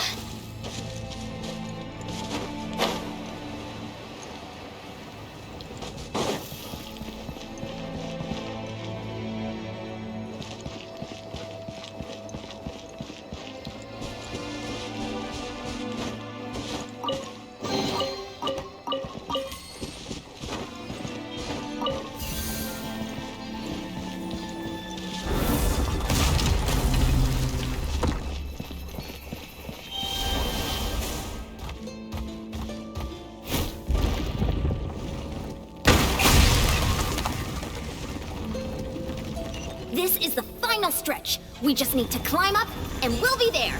Nothing to it. Easy for you to say.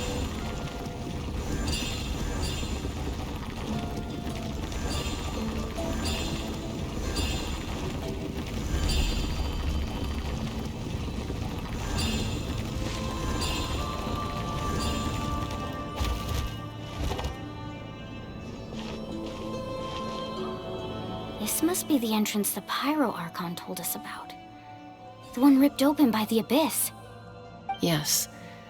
There's something in the depths of this place that feels familiar, yet also foreign. We actually have to go in there? Okay, Paimon just needs to psych herself up. Don't push her through before she's ready.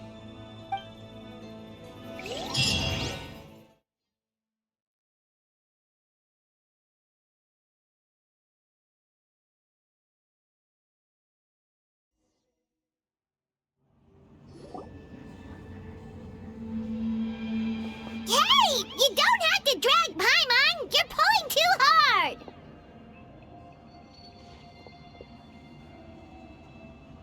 Looks like we made it. This is the Night Kingdom.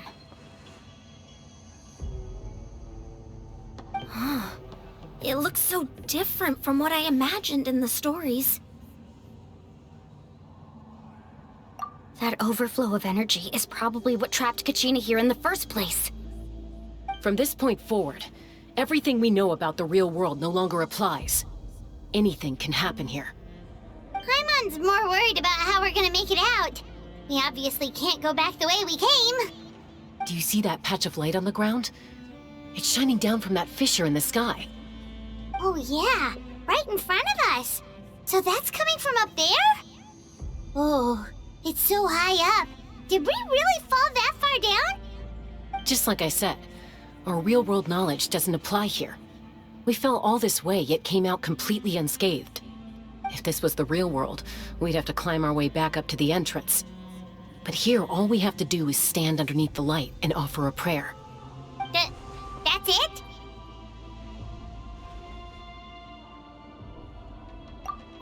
Right. We still got a job to do. So that means all we need to do is find Kachina and bring her to this location. Exactly. This light is streaming in from the real world. It's a link between the two realms. The terrain looks difficult to navigate, and the visibility's not great either. How are we supposed to find Kachina in these conditions? Yeah, these floating black things don't look super friendly either. Those are all manifestations of abyssal power. Be careful. Ghost! A talking ghost! Calm down, I'm here to help. You're the ones who helped Vichama, right? Yes, I'm Vichama's friend, Malko. I was completely lost to this realm until I sensed a mysterious power calling out to me. It's like it was seeking me out, attempting to reassemble the pieces of who I used to be. Of course, it could only do so much. I'm sorry I can only appear before you in this imperfect form. No, we should be the ones apologizing. If the Spirit Speaker Stone hadn't become corrupted by the Abyss, we could have done much more. But we had to destroy it. Otherwise, Vichama and his tribe would have been in danger. Of course. Thank you for protecting him. I never imagined that, even after all these years, he'd still take such a risk for me. Under the power of the stone, it felt like our souls were connected. Turns out even our regrets were exactly the same. Whether in triumph or death, you want your best friend by your side. Exactly. That may not be in the cards for us, but it's not too late for you. You're looking for a young girl from the Children of Echoes, right? She's being chased by an embodiment of abyssal power. I'd like to help her while I'm still in this form, so follow me. Be careful. This place has been severely corroded by the Abyss. Paimon didn't realize it had gotten this bad. It's like a seething volcano ready to engulf our world at any moment. Ouch! Quick, get back here! You can't go on. Stick close to me. My power will be able to ward off attacks for the time being.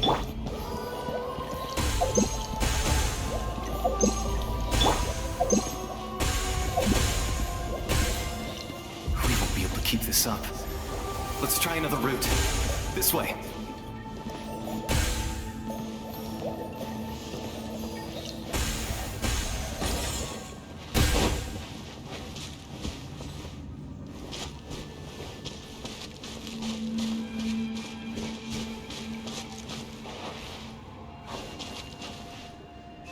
Not good. More monsters. We shouldn't waste our time on them. Help outlines your fate. Let me weave you a verse. Things are about to get dicey.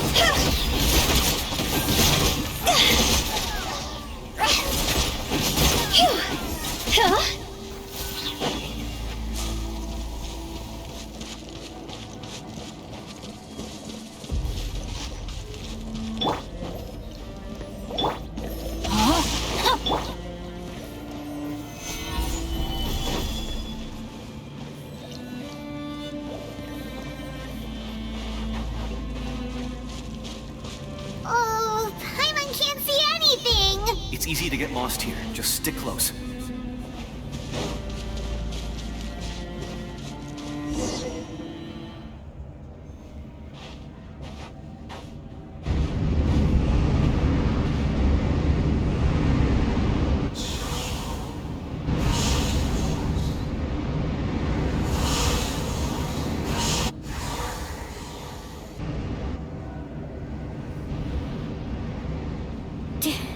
Did you hear that?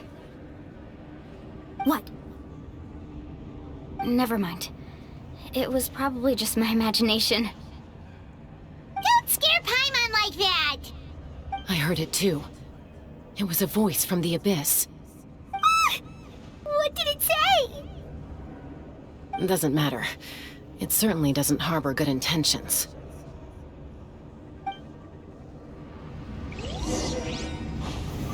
Solidify!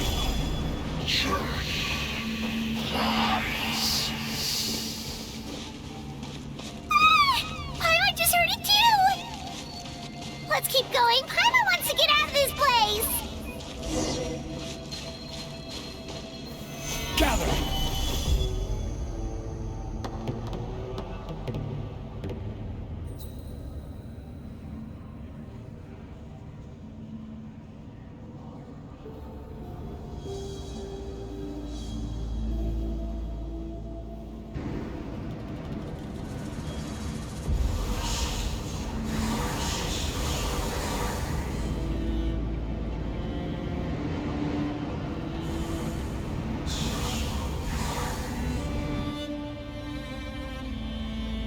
We're here, Kachina!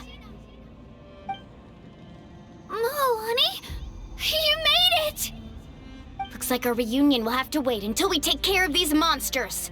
Good idea. Let's go!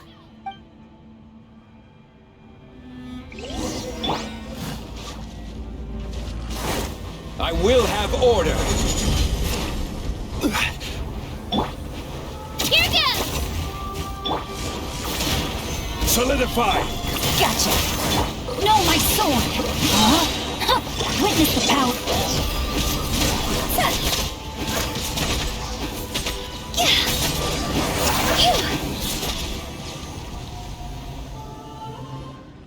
You're here! You're finally here! Thank you so much! That monster can appear from anywhere! It almost caught me a bunch of times. The Wyap's power helped keep me hidden, so I just tried to stay out of sight until you got here. Atta girl. You did so well. And most importantly, you weren't hurt. Should we start heading back then? Actually, I have a request. Will you come visit the Wyap with me? I can't exactly put it into words, but something's wrong with the Ode of Resurrection. And I know it has something to do with the contamination from the Abyss. That was the Pyro Archon's theory as well. Everything we've seen here certainly seems to back it up. In the Night Kingdom, there are 6 main totem poles representing the Wyap of each tribe. You can think of them like the body of each Wyap. Additional totem poles, like the ones around here, serve as proxies to which the Wyap can extend their consciousness. There are countless proxies scattered around the Night Kingdom. Through them, the Wyap can extend their consciousness over the entire realm and track down souls no matter where they roam. But if a proxy were to become severely contaminated, then a soul could become lost within the Night Kingdom. Judging by the current situation, I don't think we're dealing with just one contaminated proxy. Even if we could drive back the abyssal power from one of them, that probably wouldn't even put a dent in the problem. Still, we can't just leave the Wyatt to suffer. It's protected me this whole time. I agree. We might even manage to draw out the monster that's been hunting Kachina. Getting rid of the monster might slow down the deterioration of the Night Kingdom.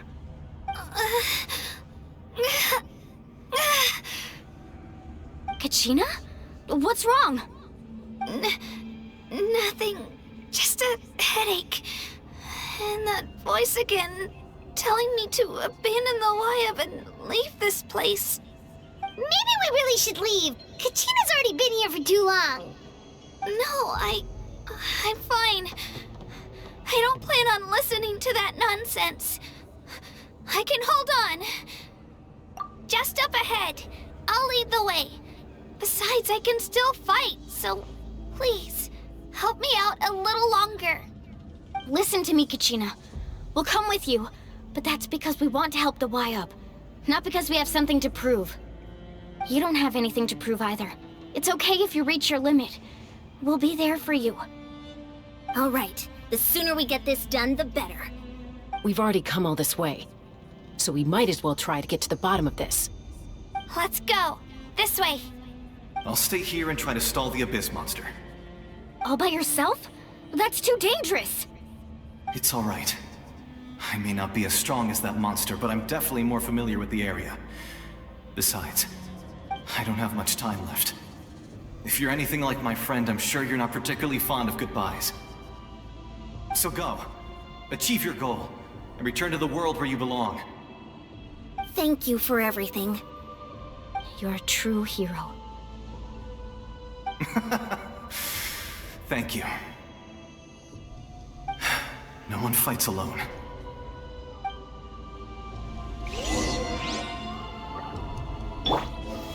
Does your head still hurt? Let me help you walk. I'm fine. You should know I'm made of stronger stuff than that.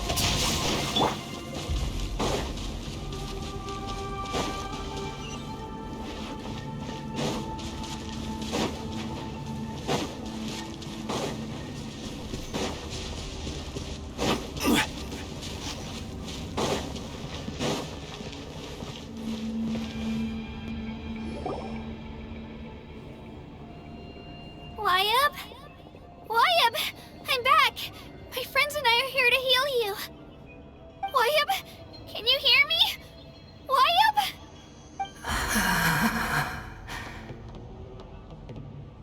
So we were right. The contamination is already too severe. It's preventing the Wyatt from answering our calls. All right, get ready, everyone. Time to purge the abyssal energy from this place. Careful. We've got company. Already? You really think that puny soul could slow me down? Courage in the face of futility is pure folly. He tried to get in my way, so I disposed of him. You killed Malco? He would have dispersed with or without me. Rather than worrying about him, I would urge you to focus on yourself. You may have defeated others of my kind in the past, but underestimate me now, and it will be to your peril. No, the power of the Abyss is intoxicating. The destruction it seeks captivates like a masterful work of art. I strive only for the opportunity to see it up close. I thought this naive little girl was an exception, but it turns out humanity is full of lambs willing to offer themselves up to the slaughter. That is the tragedy of your short lives. You understand nothing of all-encompassing power. Ancient names, pride, friendship, all empty ideas invented to give you a false sense of self-worth. They possess no power at all. The Pyro Archon created those grandiose ideals out of pure selfishness. Anything to avoid sharing power. Anything to avoid handing over the primordial gift to ordinary people like you. Don't believe me? Then ask yourself, why is the Pyro Archon strong beyond measure, while you, Kachina, remain so pathetically weak?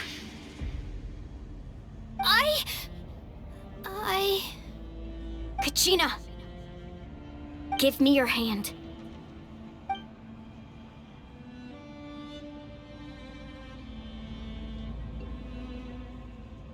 Feel that? I'm right here next to you. Thanks, Moalani. You're right. I have nothing to fear.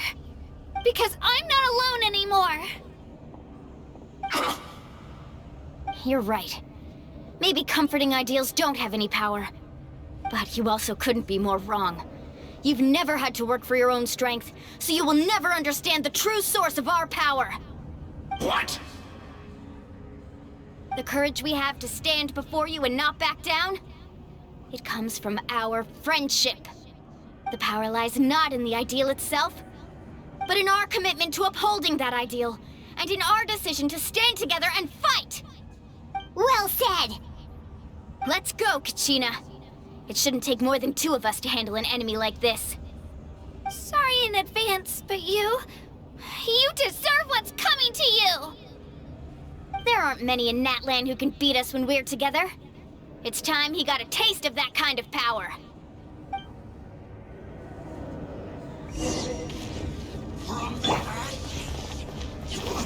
Let her rip!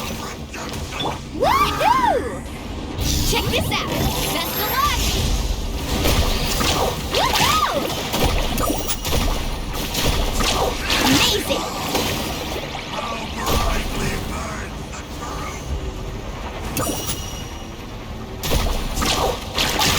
Right here! Clear the area! Carving waves! Woohoo! Surf's up! Amazing! Surf's up!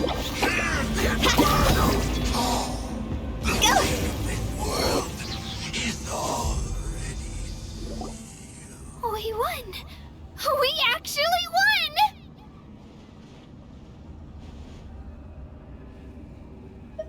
That's what he gets for underestimating you two. Fantastic work, Kachina! Absolutely fantastic! This makes me so unbelievably happy. I'm happy too, Moalani.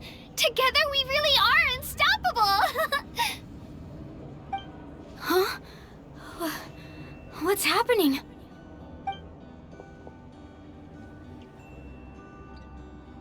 My ancient name is glowing? But I thought I didn't bring it with me. It's probably a projection from the real world. But that doesn't explain why it's glowing all of a sudden. Wait, does that mean you're...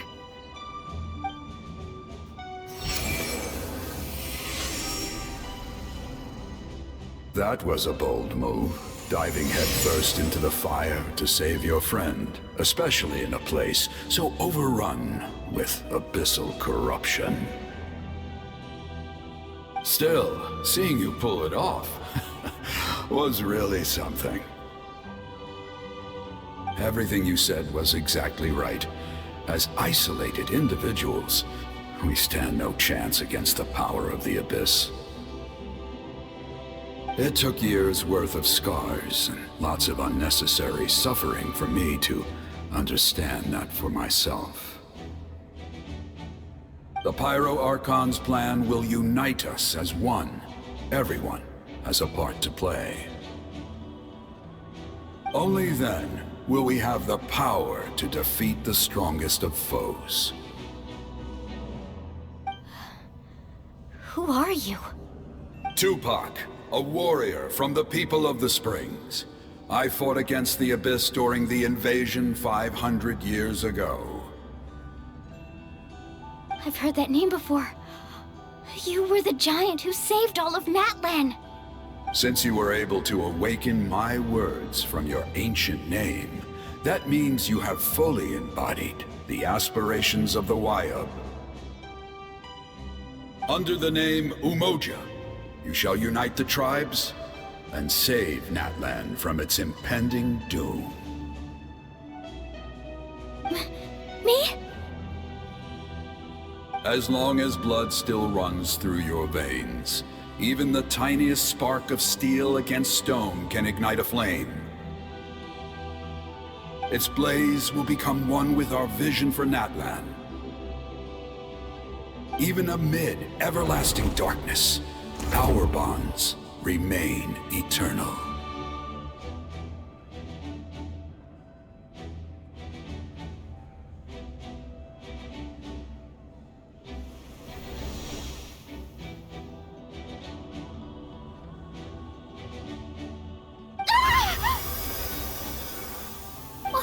What's wrong, Malani?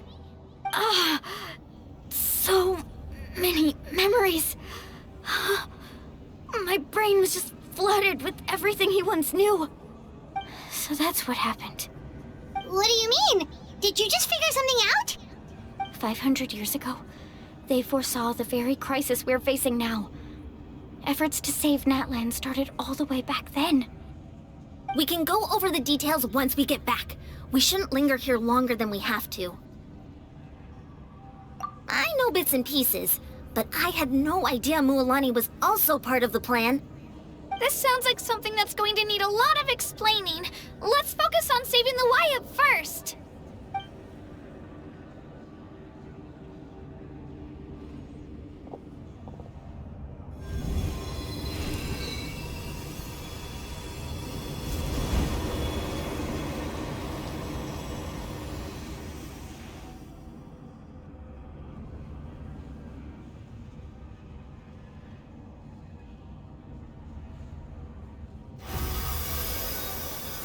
Okay, that should be enough. Wayub? Can you hear me? I hear your voice, Kachina, my dear child. Great. Well then, I'm afraid it's time to say goodbye. I just wanted to make sure you were okay before we leave, but we can't afford to stay here any longer. I was going to ask why you bestowed an ancient name upon someone like me, but it's okay. I'll keep searching within myself for the answer.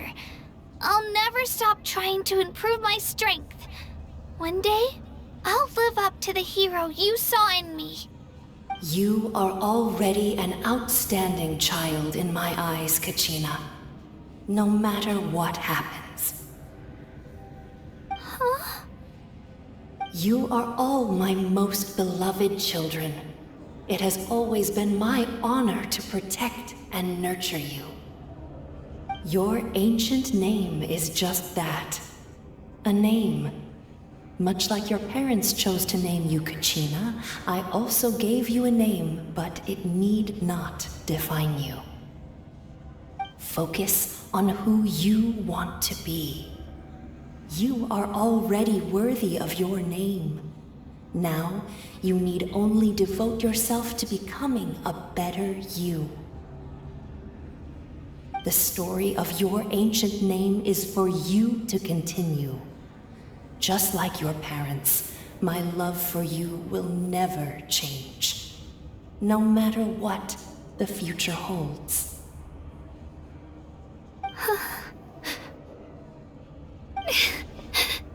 Thank you, Wayub. It gladdens me to see the Pyro Archon's plan move another step towards completion. But it is time for you to leave this place. The situation here is getting worse. Go now, my children. Save Natlan on behalf of all you hold dear. I know we've never met before, Wayub, but I just wanted to say thank you for encouraging Kachina. It was exactly what she needed to hear. Whoa! What's going on? An earthquake? We're out of time. It's the power of the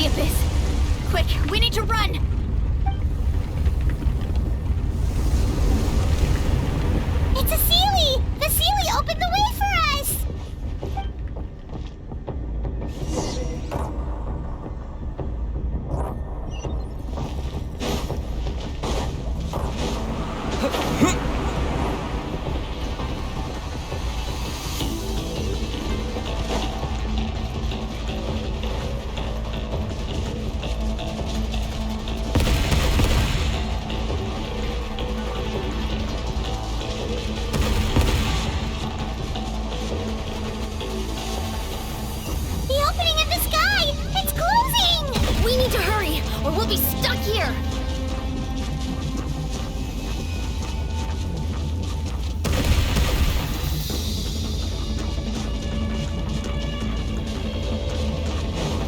Watch out for the falling rocks! Quick, through the middle!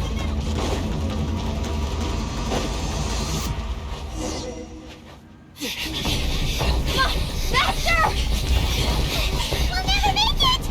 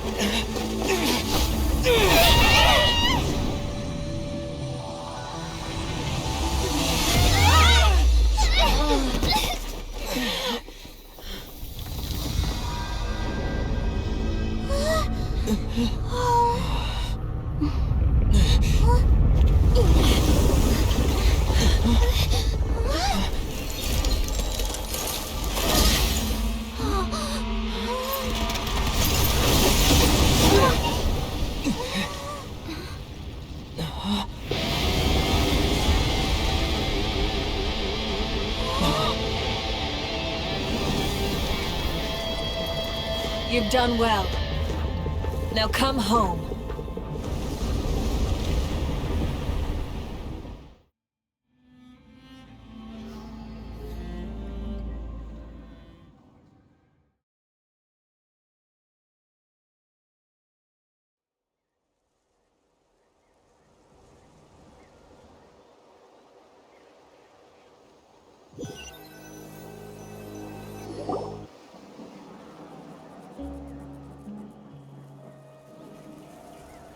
We're back!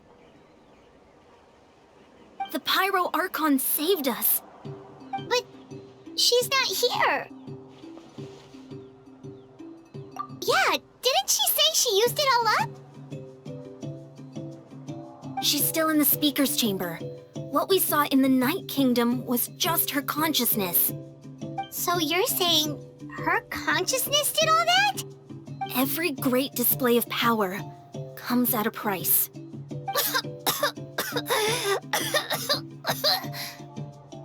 You must feel terrible, Kachina. Just hold on. We'll get you to a doctor soon. Let's get back to the stadium. The Pyro Archon said she'd have a doctor waiting for us. I recommend getting a full checkup, just to make sure no damage gets left behind. Paimon feels okay. What about you, Traveler? Right. You always seem to do pretty well against the Abyss. Let's get going. We need to share what we learned in the Night Kingdom as well. Right. The YUP mentioned something about the Pyro Archon's plan. What is it exactly? I'll let her explain everything. We're all a part of the plan now. Every move we make from here on out will decide Natlan's ultimate fate.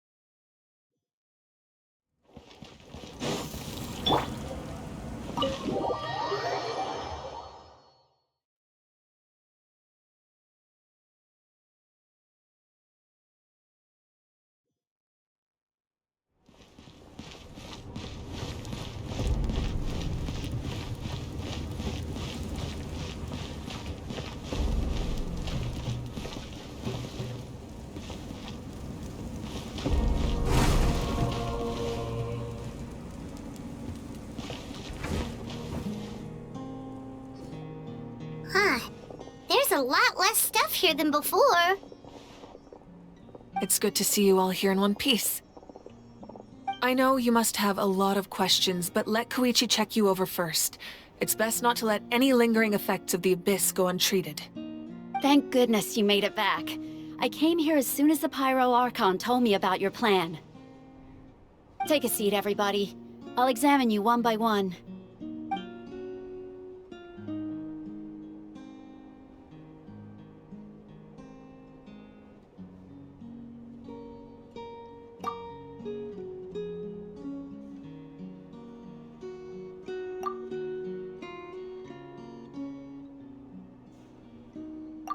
All right, that should do it for now.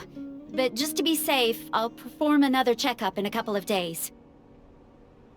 I have to say, though, I've never seen anyone react to the Abyss like you, Traveler. It's like you're completely immune to its power. He always has been special like that. He can even purify its power. Wait, now that you mention it, Paimon doesn't think she's affected either. Given the current situation, that ability will likely play a great role in the events to come. Of course. I still have patients to see, so I'll head out. Thank you, Koichi. All right. We might not see eye to eye, but we both had good intentions. Just give it time. I'm sure we'll figure things out between us one day. Yeah.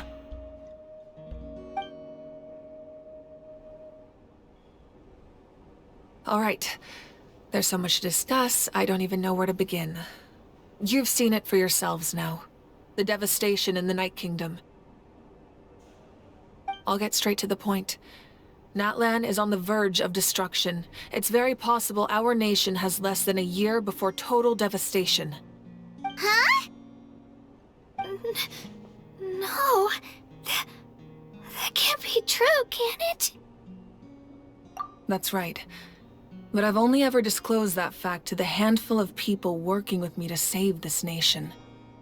Our looming destruction is not a recent development, but the inevitable conclusion of the disaster the Abyss initiated 500 years ago. Mualani told us a little bit about that.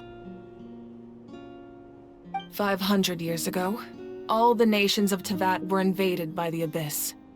Unlike the other nations, Natlan never had stable and deep-rooted ley lines, so we suffered the worst of the invasion. The battle against the Abyss was exceedingly long and brutal. In the end, victory came at the cost of our civilization and countless lives.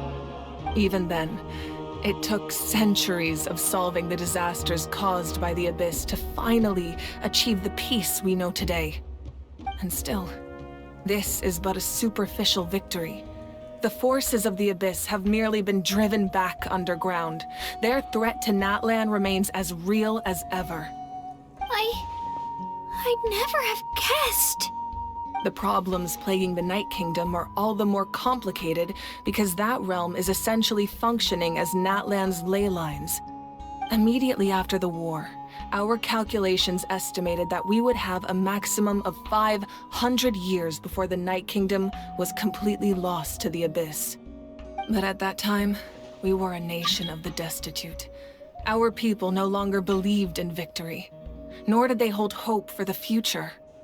Our civilization was dying, our faith crumbling, and the line of power passed down from the Wayab nearly severed. If we didn't bring the nation back together, it would be foolish to even dream of defeating the Abyss in the future.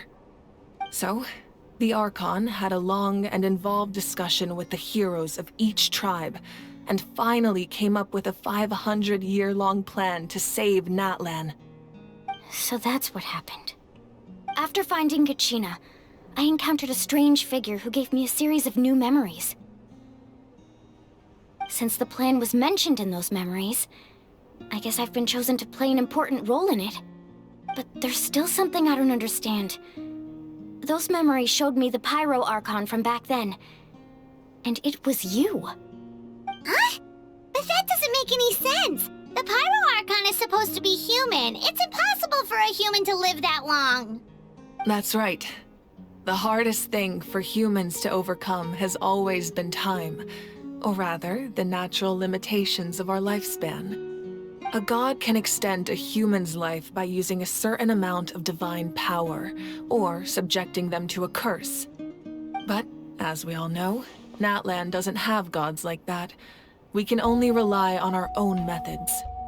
A human life is like a flame destined to be extinguished. 500 years ago, I placed my life within the sacred flame. Only by dying before my time could I have the chance to wake up again. So, in other words, this is your second life? Yes. We only managed to defeat the Abyss all those years ago because the tribes came together as one. If the Natlan of the future was to have a fighting chance, the Pyro Archons that came after the war had to rebuild the decimated tribes. The goal was to reunite the people and restore the strength of each tribe's Wayab. Once a tribe was back to its full strength, the tribe's Wayab would select a hero, indicating the tribe was once again ready for war. The Chosen would then stand by my side in defense of our nation, just like great heroes of old 500 years ago. So that means I'm one of the Chosen? That's right. You bear the ancient name Umoja, the same one held by the hero from your tribe 500 years ago. It means unity. After your adventure in the Night Kingdom, I trust you've come to fully understand the meaning of that name. So in other words, you always knew who the Wayab were going to pick from each tribe? Yes. According to the plan, each tribe was supposed to have been fully restored by the time I awoke. But something went wrong along the way. The 6 heroes successfully inherited the ancient names from 500 years ago, but the intel regarding the plan wasn't passed on to them. Once again, it comes down to the deterioration of the Night Kingdom. Communication between the Sacred Flame and the Wayab has been blocked. Just like how the Ode of Resurrection failed to bring Kachina back. Exactly. It's just another tactic the Abyss is using against us. The Abyss may not possess intelligence, but its methods certainly aren't easy to counter. If we want to unblock that information from being passed on, my presence alone isn't enough. The ancient name-bearer must establish a greater connection to their name. So, I've tried my best to help them from the sidelines. Currently, Shilonin of the Children of Echoes, Kinich of the Scions of the Canopy, and Iansan of the Collective of Plenty have all been acknowledged by their names.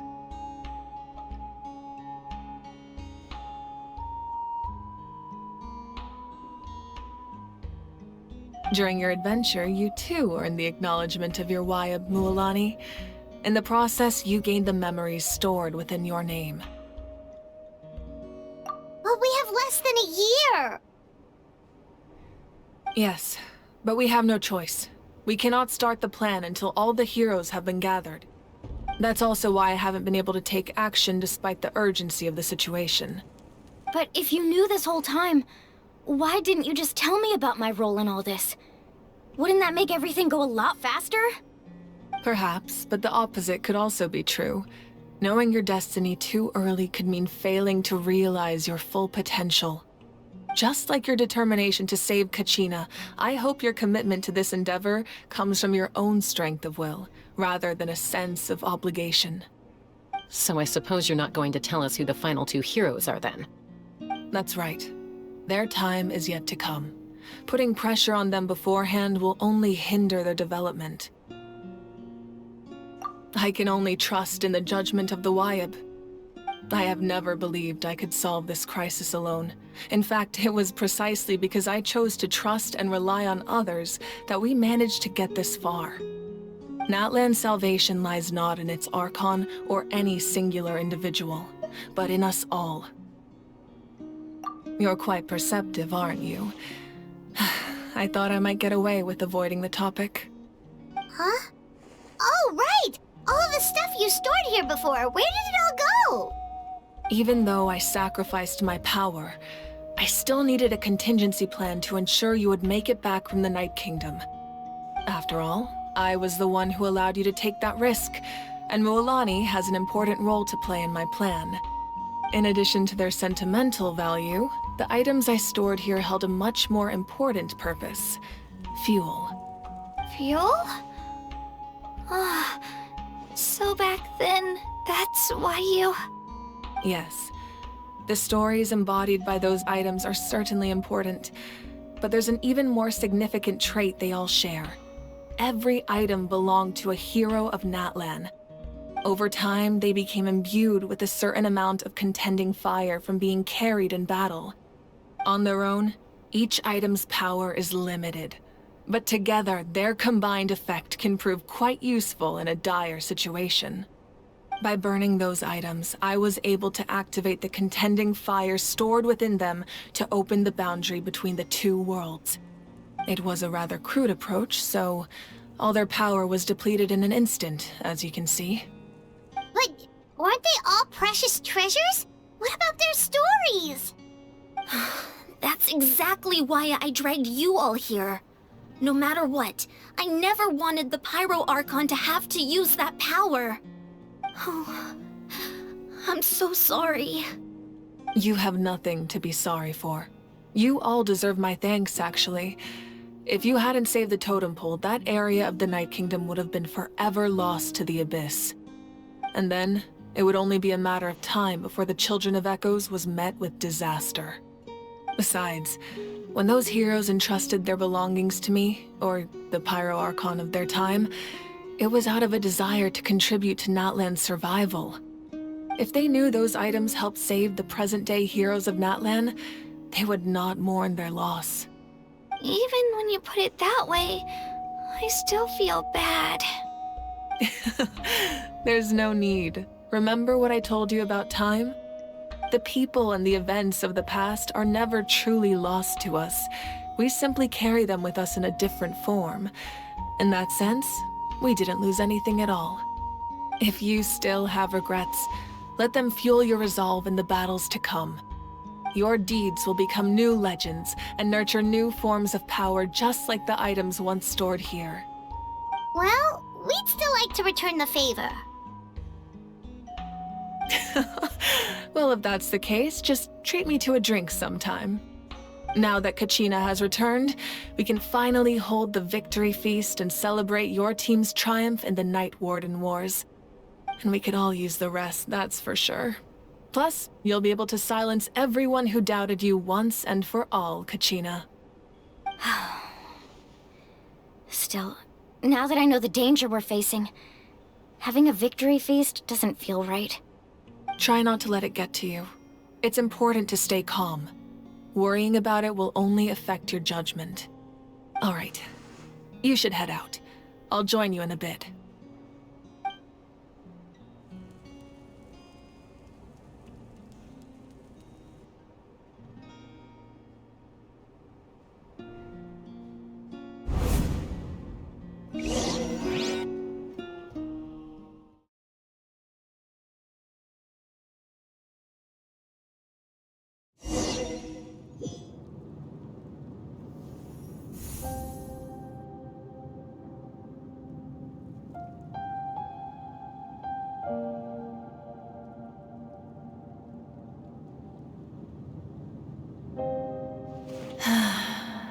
When I was young, I used to sit by the hot springs and listen to the stories of warriors from all over Natlan. They attract people from all walks of life. Friends come easy here, no matter what tribe you're from. The people of the springs have never claimed the hot springs as their own private property. They are there to bring all hot spring buddies together. It's been really nice, seeing the children of my tribe get older. It's helped me gradually understand the true value of the springs. I've witnessed their energy, their determination, their absolute passion for life. Even when they cause trouble, I never managed to hold on to my anger for long. It's unbelievable how quickly they worm their way back into my good graces. I'm certain Mualani will become a great warrior when she grows up. She possesses infinite potential. I can see it. One day, when I'm no longer in fighting form, I'll come here and tell stories to all the children, just like those warriors did for me. So, you better get busy, Pyro Archon, or I'll end up running out of stories.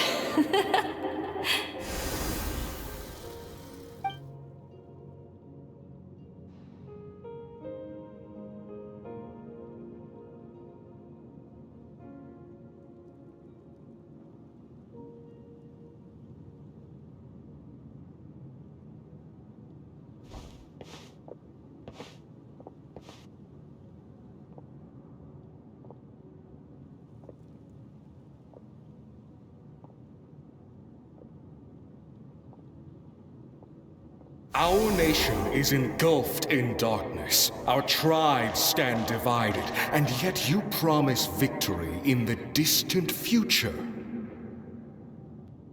The Abyss is a cunning enemy, one that I faced in battle many times.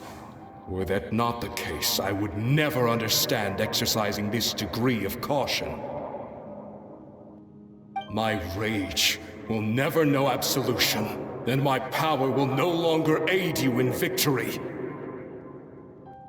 But you came to me because you knew you could convince me with just a single sentence. I understand your choice. The heroes of today will forge the path ahead with blood and fire. Just remember to earn us the victory we are owed. Otherwise, rest assured, I'll find a way to collect the debt. For Natlan.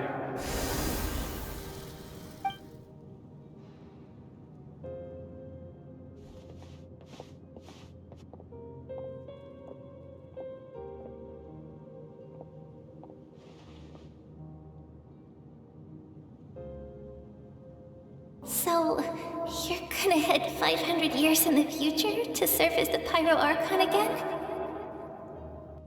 But what about the you from right now? You're just gonna die? You can't ask her those questions and expect her to answer, my dear.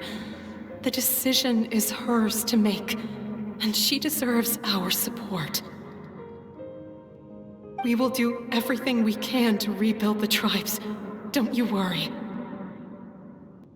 Even across time, we will all do our part to fight for Natlan's future. Yeah, Mom's right. We'll always believe in you, sis. Oh, seriously though, Dad should be here. Where is he? I imagine he didn't know what to say, so he chose not to come at all. Don't take it to heart, my dear. That's just who he is. Just remember, no matter what happens in the future, we will always love you.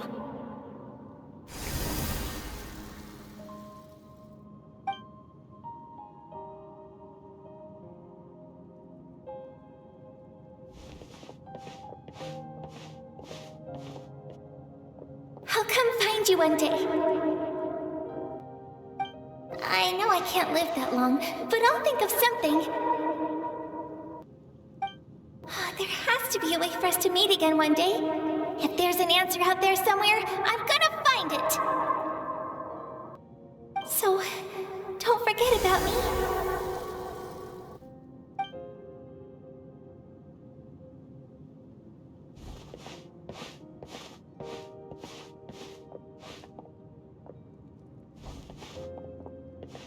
If that's your decision, then you have my full support, Archon. May our children live to see such a lovely son. For Natlan! No one fights alone.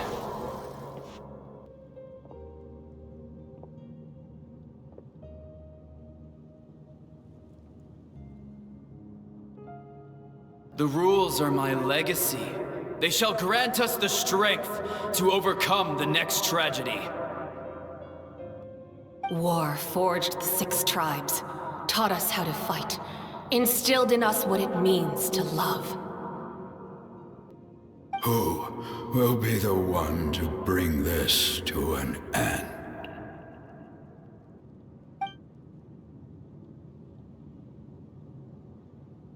We are the inheritors of memory and legend. Those who grew alongside sun and wind. Those who forged our own destiny and future. That is Natlan's fire, the lifeblood of our nation.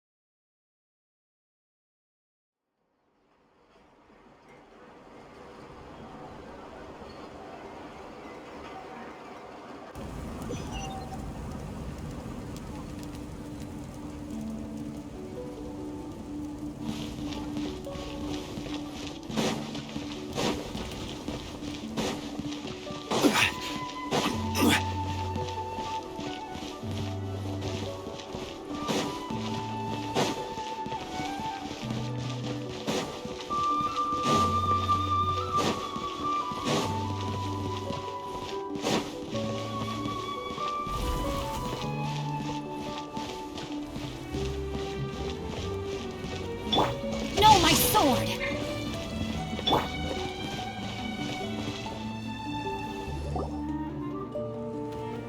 Hey, Koichi! You here for the victory feast too? Oh, no.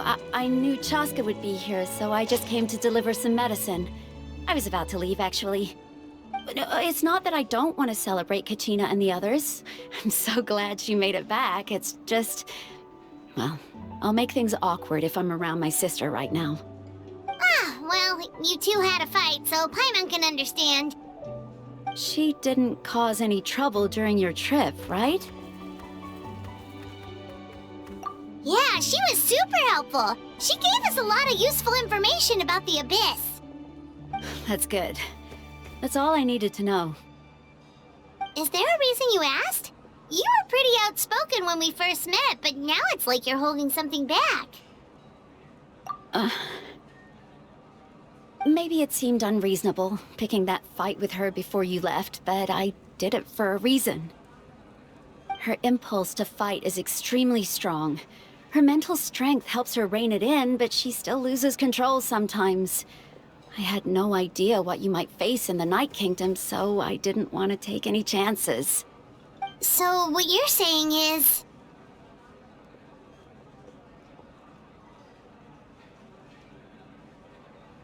Okay, so maybe it sounds a little stupid, but it works pretty well. It helps her keep her cool for a little while, at least. Anyway, I'm just glad you were able to make it back safe and sound. That's all I wanted.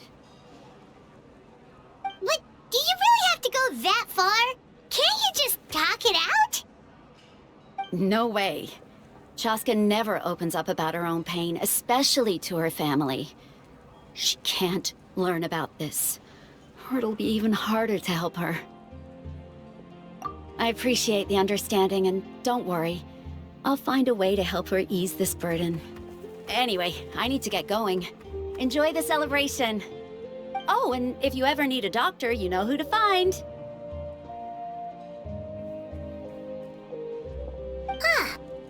Who would have thought there was a deeper reason behind their arguing? In the end, it's all the Abyss's fault. Paimon's had enough of them.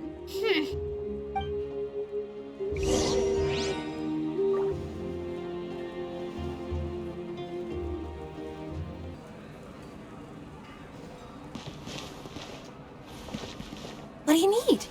What do you need?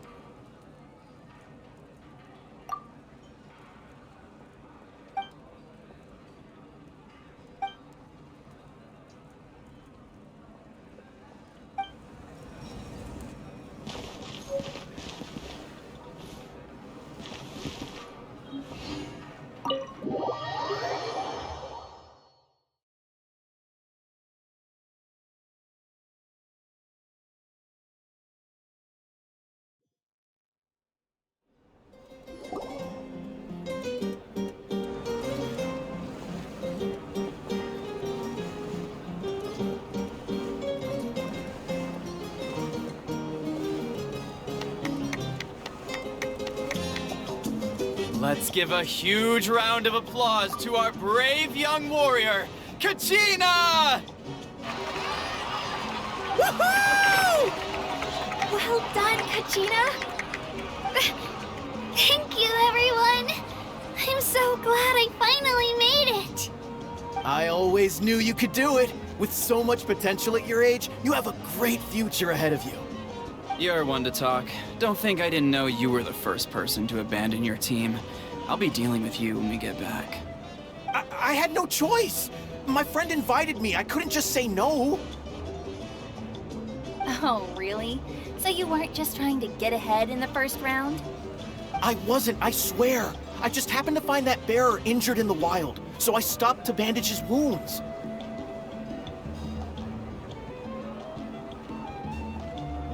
When he insisted on repaying the favor, what was I supposed to do?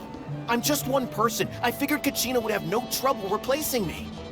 But the fact of the matter is that after your departure, everyone else started thinking about swapping teams too. I'm really sorry, Kachina. It was wrong of us to abandon you like that. It's amazing that you still made it all the way through to the Night Warden Wars. That's the highest honor. So, what about you guys? Did you make it far? Our team captain drank too much the night before the competition and turned up late to the stadium on the day. We got disqualified.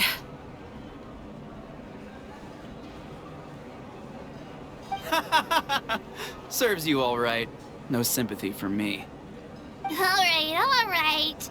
There's no need to be like that, Uncle Pakal. Dear friends, I'd like to say a few words. Firstly, I'm grateful to my friends and our great Archon for helping to bring me back. This traveler and his companion Paimon are some of the strongest people I've ever met. If they were allowed to participate in the pilgrimage, I have no doubt that they'd win the whole thing. They've agreed to let me learn from them. With their help, I believe I can become even stronger still.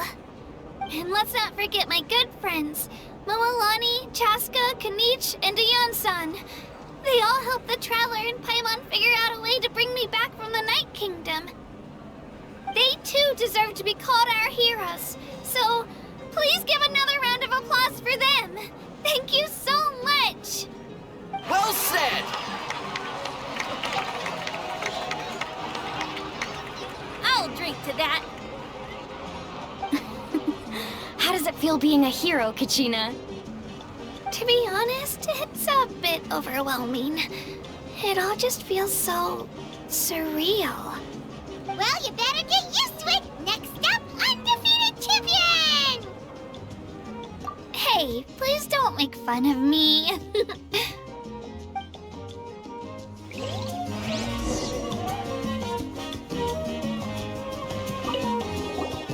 My apologies. I knew more than I let on. Everything comes at a price, and most heroes aren't people who set out to become a hero. If you cling too tightly to your goal, you end up losing things that are far more precious. But in any case, we're now on the same page. I wonder how long before the two final heroes appear. From the Flower Feather Clan and the Masters of the Night Wind.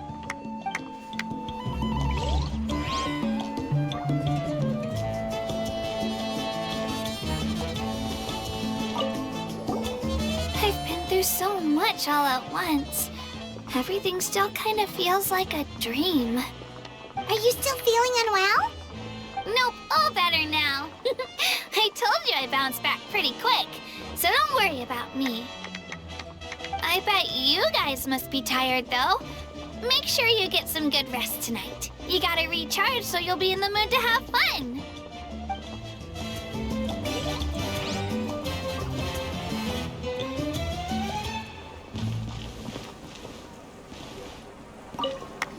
Cost us a lot, but we got Kachina back safely, and that's what matters. There'll be even tougher challenges coming our way in the days ahead, though. We'll have to train harder, make sure we're in peak condition. That includes you, Paimon. I can do a special one-off session to show you the ropes. Interested? No thanks.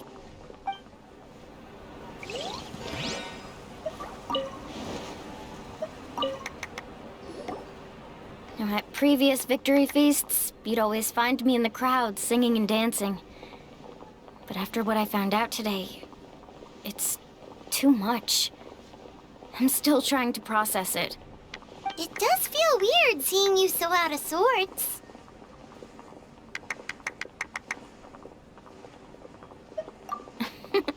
Is this another pearl of wisdom based on your adventuring experience? Well, Paimon agrees with the Traveler. Everyone's come together to celebrate Kachina's achievements. That's gotta be a first. You're right. Kachina looks really happy. And now I'm being the moody one. Enough doom and gloom. Time to shake it off.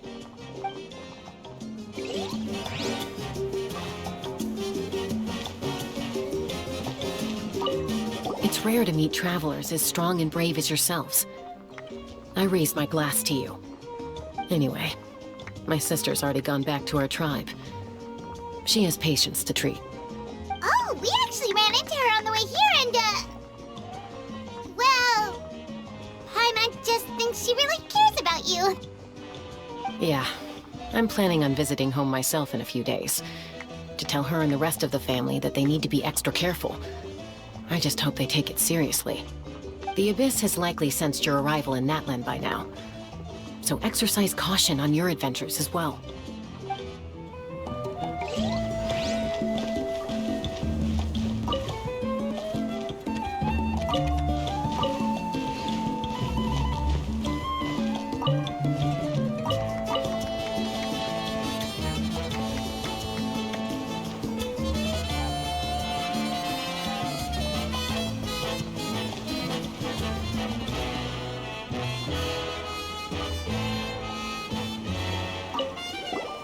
I've been through so much all at once. Everything still kind of feels like a dream. Are you still feeling unwell? Nope, all better now. I bet you guys must be tired, though. Make sh-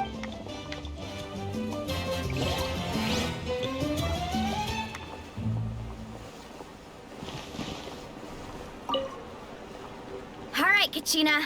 Let's party! I'm a little embarrassed. Don't be. Come on, you're the star of the show today.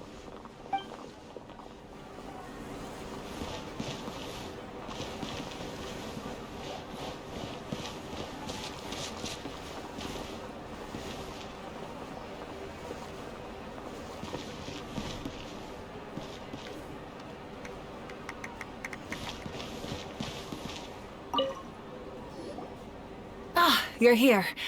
Have some fruit juice. I got it specially for you two. How did you know? That's Paimon's favorite! You look like you've still got questions. Ask away.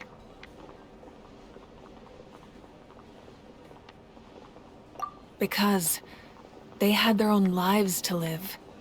The thought of telling them, abandon your families and everyone you love, and come with me to the end of time, for in 500 years Natlan will be destroyed, it seemed too cruel. You could just as easily point out that everything in this world would come to an end eventually.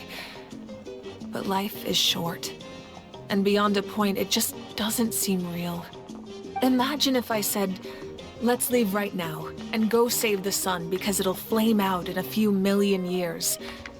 It would sound quite ridiculous. I couldn't make them shoulder that burden with me. Besides, every generation will have its heroes, this one included. The plan could still work without them. Or, of course, without me.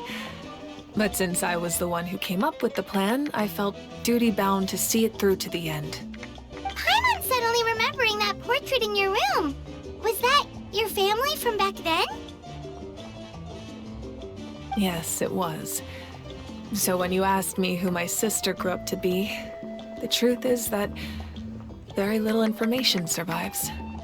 From what I've been able to piece together, I can conclude with a reasonable degree of confidence that she ended up as an architect and artist. She played an instrumental role in rebuilding the scions of the Canopy tribe, designing and building many houses. But of course, none of her buildings are around anymore. Still, It was an impressive achievement, and I'm very proud of her. You feel loss keenly. It seems to stir up feelings of regret in you. But this is something I have long since come to terms with. This is a war, and there can be no war without loss. I am already far more fortunate than those who lost their lives to the Abyss. The people of Natlan look to me as their Archon, and the weight of their expectations is mine to bear. I must see our fate through to the very end, no matter what I may find there. Yeah, doesn't that mean the way everything ends has already been written, including your plan? I suppose, but so what? Don't forget, time takes many forms. The past, present, and future coexist, and all are equally important. Even if the future ends in destruction, there's still no reason to give up on the here and now. And it's precisely because we humans cannot know our fate that we will never give up on our struggle. This is a pivotal moment. We are still 2 heroes short. Well, 3 to be precise. There's one further hero who I'm hoping to get on my side, whatever it takes. Your resistance to the corrupting power of the Abyss is truly remarkable. It would easily make you an all-important figure in the upcoming battle. If you agree to join us, you will not only gain my full support in your journey, but I will also forge a brand new ancient name for you. Ancient names can be forged? They can. Several strict conditions must be met, but if they couldn't be forged at all, then the number of them in circulation would have long dwindled to 0. Possessing an ancient name would mean that your adventures in Natlan are recorded in full. Your stories will be remembered by our people for all the years to come. The Ode of Resurrection may have temporarily lost its power, but still, take this as my personal guarantee that I shall never let you fall. Just like in the Night Kingdom, I will be there for you. That is a promise I will fulfill at all costs. This nation always honors its heroes. Yeah, we can't just ignore the situation here. Wonderful. Then I'll reach out to Shilonen right away. She's the one who will forge the name. We've never forged an ancient name for an Outlander before, but I trust she'll find a way.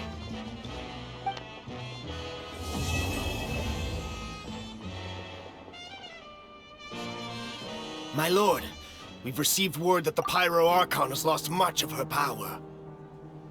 Although your injury complicates things, this is most certainly the opportune time to seize the Gnosis. Victory and defeat are rules, not outcomes. I have never taken advantage of an opponent in a time of weakness, and I don't intend to start now. As for you, I must confess, I did not expect that little trick of yours to save the day. No matter how dense the fog, as long as the sun remains, we cannot turn day into night. She could have dispelled it. She simply chose not to.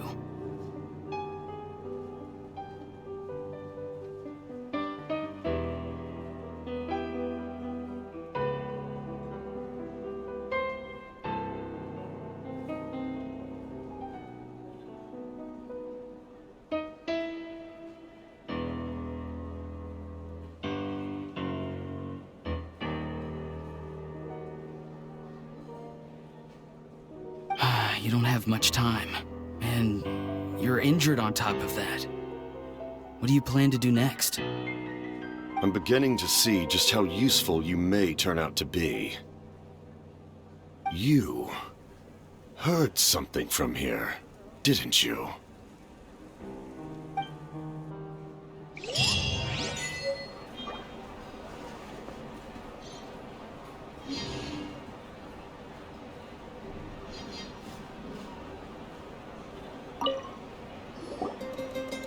Oh, something else you'd like to ask?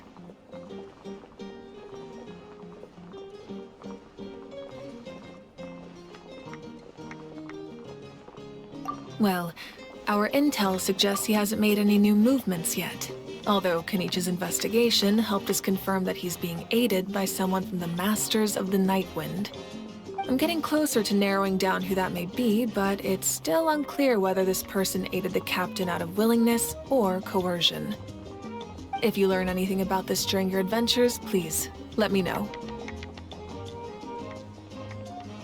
Oh, something else you'd like to ask? The Abyss is the most formidable enemy in all of Teyvat. In the beginning, it took failure and tragedy to even begin to learn how to fight back.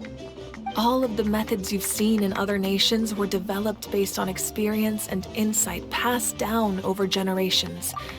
We know them to work, but few of us actually understand why.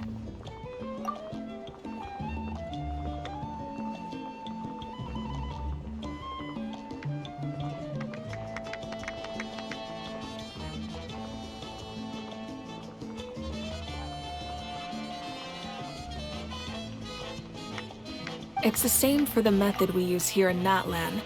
Ever since ancient times, elemental energy has been one of our most reliable weapons against the Abyss. As for the principles behind it, I'm afraid you might have to seek answers from someone older than the position of Pyro Archon itself. Oh, something else you'd like to ask? That also comes down to the long-standing effects of the Abyss. Our people's survival is inextricably tied to the Wyab, but their power has its limits. They cannot offer our people the same degree of protection outside our borders. In fact, people who do decide to leave often suffer from memory loss and emotional issues. Everyone in Natlan understands this. That's why our people never leave without a good cause. Even if someone is left with no choice, the chief of their tribe must seek approval with the Wyab to grant them leave. And the Wyab have always been very strict about granting that approval, since extending protection beyond our borders means consuming power reserved for our fight against the Abyss. Still, there's no need to worry. The Wyab extend their protection to all within Natlan, including visitors from afar. Oh, something else you'd like to ask?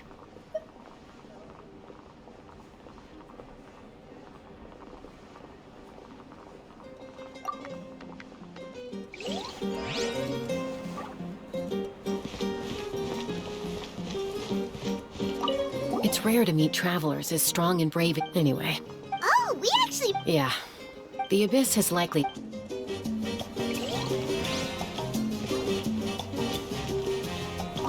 It cost us a lot, but we got... There'll be even... That includes... Ah!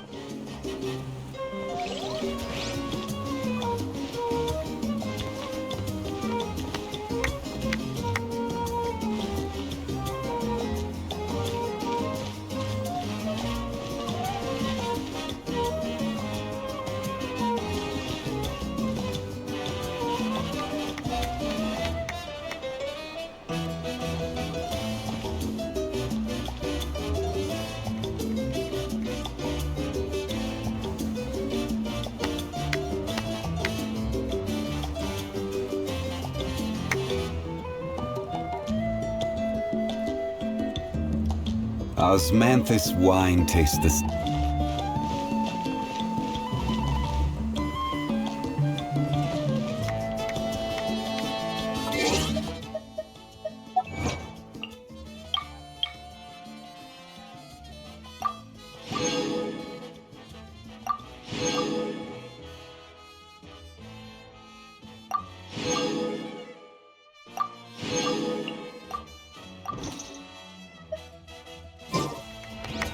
Every journey has its final day.